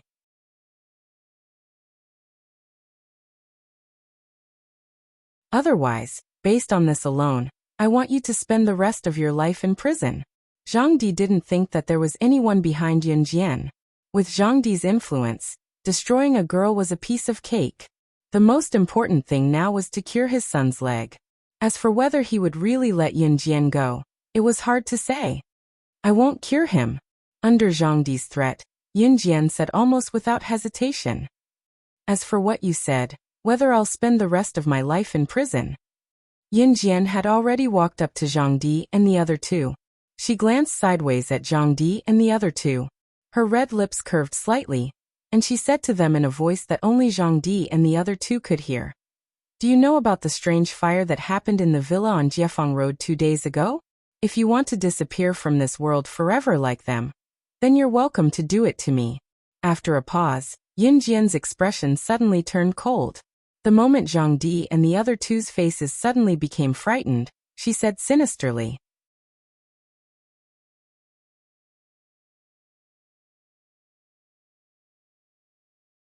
Chapter 1693. Yun Jian's words were cold, making Zhang Di and the other two feel as if they were in a world of ice and snow, frozen by thick ice. Zhang Qingjun, Zhang Di, and Mrs. Wen all shivered unconsciously when they carefully recalled what Yun Jian said just now. Zhang Qingjuan's eyes widened abruptly as his pupils constricted. Glaring at Yun Jian, he nearly shouted with his mouth agape. In the end, afraid of Yun Jian, he lowered his voice and said fearfully, there was a fire in Chen Yaqing's house and all the guests, including the host, died in the fire. Was it you? Could it be that you did it? But Zhang Qingjun didn't dare to shout out the last sentence. It was because he saw Yun Jian's right hand poking out of her pants pocket. Between the fingers of her right hand was a butterfly knife that had yet to be unsheathed. The gleam of the butterfly knife flashed briefly. Seeing this, Zhang Qingjun swallowed a mouthful of saliva. The fire in the villa on Jiefeng Road shocked the whole Zhe province, and even the whole Zi country. Chen Fugui was the richest man in the southern region, and had a certain influence in the whole Zi country. That fire took the lives of Chen Fugui's family without warning, including all the rich people who went to Chen Fugui's house to attend the party. It was sudden, but now that Yun Jian had mentioned it, she was shocked. In addition, Chen Yaqing was the culprit who almost killed Chen Sini. On the day of the fire, Yun Jian went to school to find him. Putting the two together, Yun Jian Zhang Qingjun, who suddenly realized this, looked at Yun Jian in horror. Chen Fugui was the richest man in the southern region. Yun Jian was too scary. She could even kill the richest man in the southern region, without leaving a trace. Just what kind of power was behind her? Zhang Qingjuan's eyes widened in horror. Mrs. Wen and Zhang Di immediately felt that something was wrong. Mrs. Wen and Zhang Di didn't know how their son Zhang Qingjun provoked Yun Jian, but they were not stupid. Naturally, they understood the meaning of Yun Jian's words. Moreover, Zhang Qingjun was only halfway through his sentence. The richest man in the southern region, Chen Fugui's family, was quietly exterminated. Was this done by Yun Jian? Zhang Di and Mrs. Wen's faces darkened at the same time. Who was Chen Fugui? Even on the international stage, Chen Fugui was still a big shot. Although Zhang Di's family background was illustrious, compared to Chen Fugui's family background, it was not even worth a blade of grass. Yun Jian could annihilate Chen Fugui's family without a sound. How could the Zhang clan afford to offend him? At this moment, Zhang Di and Madame Wen couldn't help but tremble in their hearts. How did their family's Jun provoke such a terrifying woman? No, it was a girl. She wasn't even human. Even if the girl named Chen Sini accidentally pushed her down the stairs, her head hit the ground and she died. She didn't need to silence Chen Yaqing's family. But she really killed Chen Yaqing's family. He had really managed to wipe out an entire sect without a sound. Jun, we don't want to treat you anymore. Mom will take care of you forever. Mom will protect you. Let's go. Let's go. Mrs. Wen's face turned green with fear. How could she dare to stay here? If she stayed any longer, she would lose her life. Mrs. Wen hurried over to push Zhang Qingjuan's wheelchair. She reached out and pulled her husband Zhang Di's clothes. They hurried out of the hospital gate. Before they walked out of the hospital gate, they heard a sharp female voice behind them. The three of them were scared and their faces changed again. Did I say you could go? As soon as she finished speaking, Yun Jian had already flashed to the three of them. What do you want? Mrs. Wen's face was pale with fear. She stuttered and asked Yun Jian.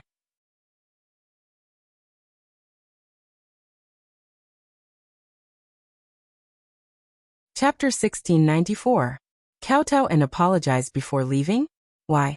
Zhang Qingjun naturally knew what Yun Jian meant, but Zhang Qingjun's parents had no idea. Mrs. Wen didn't even know why Yun Jian did this to her precious son. In Mrs. Wen's and Zhang Di's eyes, their precious son did nothing wrong. It was Yun Jian's epilepsy that provoked Zhang Qingjun from the beginning. Maybe it was because their son was handsome and Yun Jian failed to pursue their son before. Then she went crazy and wanted to take revenge on him?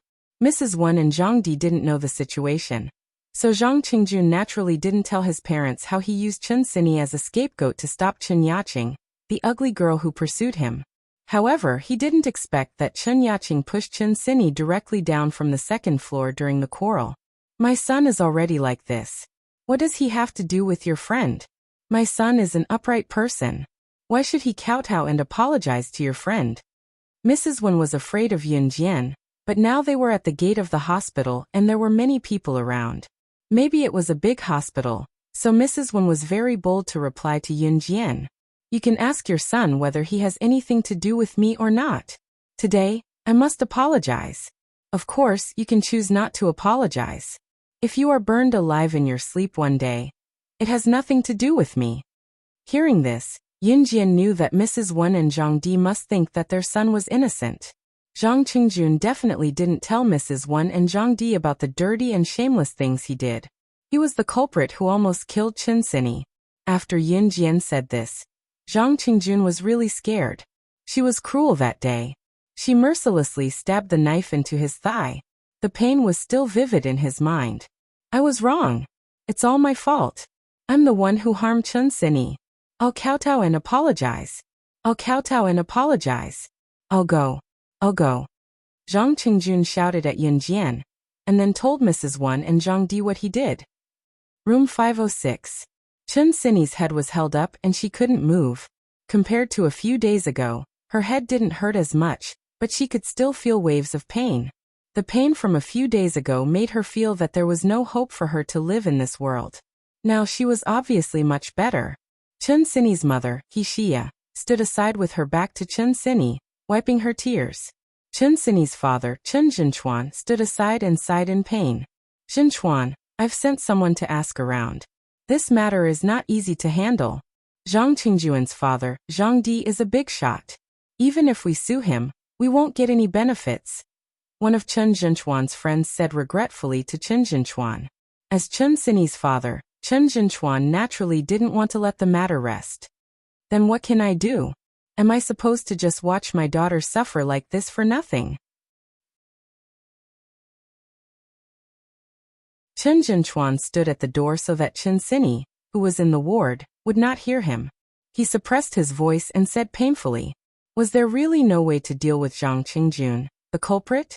Just as Chen Zhenchuan and his friends were standing there, and the atmosphere was at its lowest point, suddenly, a person was thrown in through the door.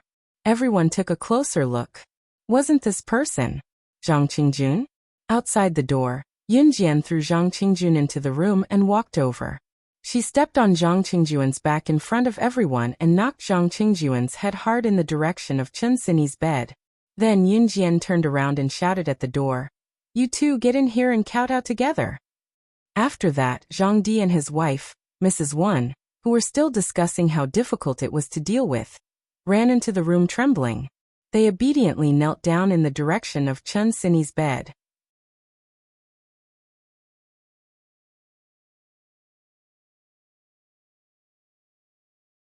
Chapter 1695. Everyone who saw this scene was petrified. Principal Shi, who was with Zhang Di and Mrs. Wen just now, sneaked away. Yun Jian didn't bother to care about him. After Principal Shi slipped away, Yun Jian directly pulled Zhang Qingjun and the other two into the ward. At this moment, seeing Zhang Qingjun, Zhang Di, and Mrs. Wen obediently listening to Yun Jian, they all knelt down and kowtowed to Chen Sini. Whether it was Chen Sini's father, Chen Zhenchuan, or Chen Sini's mother, Wuxia, who was sobbing secretly at the side, blaming her daughter for what she had gone through. In the end, the culprit was still at large. Everyone, including Chun Sini's relatives who came to visit her in the hospital, saw the scene and couldn't help but be shocked. Of course, everyone present recognized Zhang Di. They had also seen Zhang Qingjuan's photo, especially Chun Jinchuan. His daughter had suffered so much. If he didn't even know what the person who hurt his daughter looked like, how could he be a father? Therefore, the moment he saw Zhang Qingjun, Zhang Di, and Mrs. Wen being driven into the room by Yun Jian and kneeling down to apologize, Chun Jinchuan and his relatives and friends were all dumbfounded. Jinchuan, this is? The middle-aged man, who had just said that Zhang Qingjuan's father was a big shot and difficult to deal with, saw the scene and came back to his senses after a long time. He had asked someone to ask whether Zhang Qingjuan's case could be solved. However, the news he got was that Zhang Qingjuan's father, Zhang Di, was very powerful. This was not easy to deal with. This also meant that even if Chun Sini couldn't be cured and died, it would be good for Chun Yaqing and Zhang Qingjun. Chun Jinchuan was not strong enough to deal with them at all. To be honest, if he was not strong enough and his family members were killed by others, nothing would happen to them at all. His family members died in vain. That was why the middle-aged man was so surprised. Who on earth was Yin Jian? How could she make Zhang Di and Zhang Qingjun, who even he and Chun Jinchuan couldn't handle, obediently kowtow and apologize to Chun Sini? How capable was this little girl? How could she make such a big shot like Zhang Di and his son take the initiative to apologize to Chun Sini? Naturally, Chun Jinchuan didn't know the reason. He stared blankly at the scene in front of him. It wasn't hard to guess that Yin Jian must be capable. That was why Zhang Di and Zhang Qingjun came to apologize. However, before anyone could react, Yin Jian brought Zhang Di and Zhang Qingjun here to kowtow and apologize to Chun Sini. On the other side, Yin Jian stomped on Zhang Di's head, slamming it to the ground. Is that all you've got? I want you to kowtow and apologize, not wipe the floor and apologize. Yin Jian's chilling words rang in everyone's ears, eliciting a wave of fear in them. The fact that Zhang Di came to apologize to Chun Sini was shocking enough. It was something that no one had expected. But this little girl? She dared to step on Zhang Di's head and ask him to apologize to Chun Sini. Yes. I'm sorry, it's my son's fault. It's all my son Zhang Qingjuan's fault. I apologize to you here. I apologize to you. We won't dare to do it again. Zhang Di was afraid of Yin Jian. With Yin Jian stepping on his head, he kowtowed and apologized to Chun Sini. In the end, his forehead was almost bleeding. Yin Jian stepped on Zhang Di's head. Seeing that Zhang Qingjun didn't kowtow hard enough, she stepped on Zhang Qingjuan's head again. Only the sound of kowtowing could be heard. That sound alone was enough to make people's hair stand on end, not to mention those who experienced it themselves. It was only when the trio's heads were bleeding from the kowtowing that Yin Jian released her foot and took a step back. Everyone saw a handsome man coming in from outside the gate. The handsome man stood there, hugged Yin Jian's waist from behind, and whispered softly in her ear that everyone present could hear.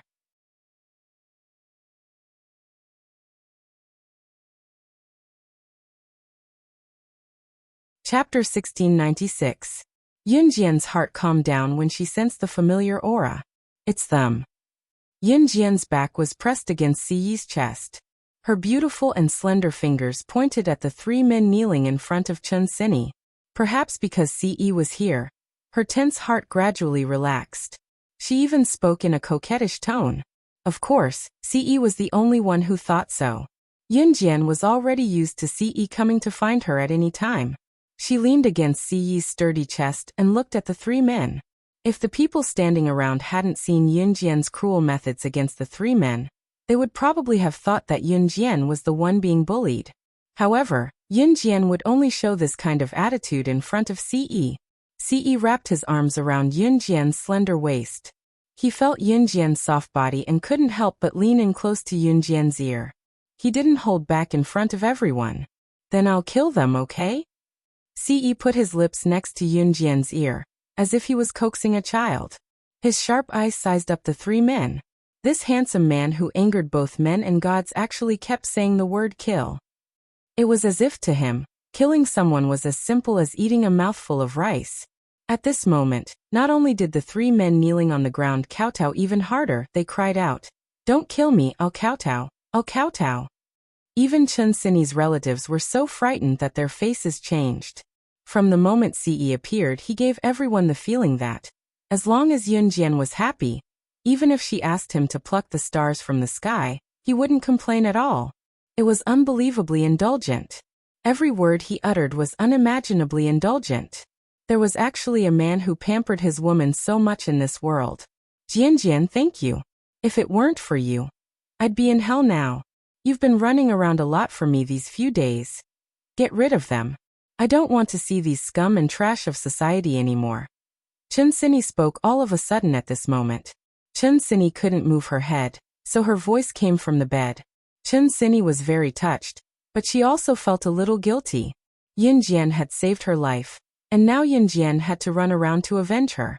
That was why he told Zhang Qingjun and the others to scram, so that he would not have to trouble Jian. I'm so lucky to have a friend like you. If anything happens to you in the future, even if you want me to go to hell, I'll go for you. Chun Sini muttered a few words in her heart. There was no need to talk about repaying favors all the time. Those who truly repaid favors usually did so when they no longer needed you. Get lost. Yun Jian kicked Zhang Qingjun, who was closest to her, when she heard what Chun Sini said. This kick caused Zhang Qingjun and the other two to quickly get up from the ground.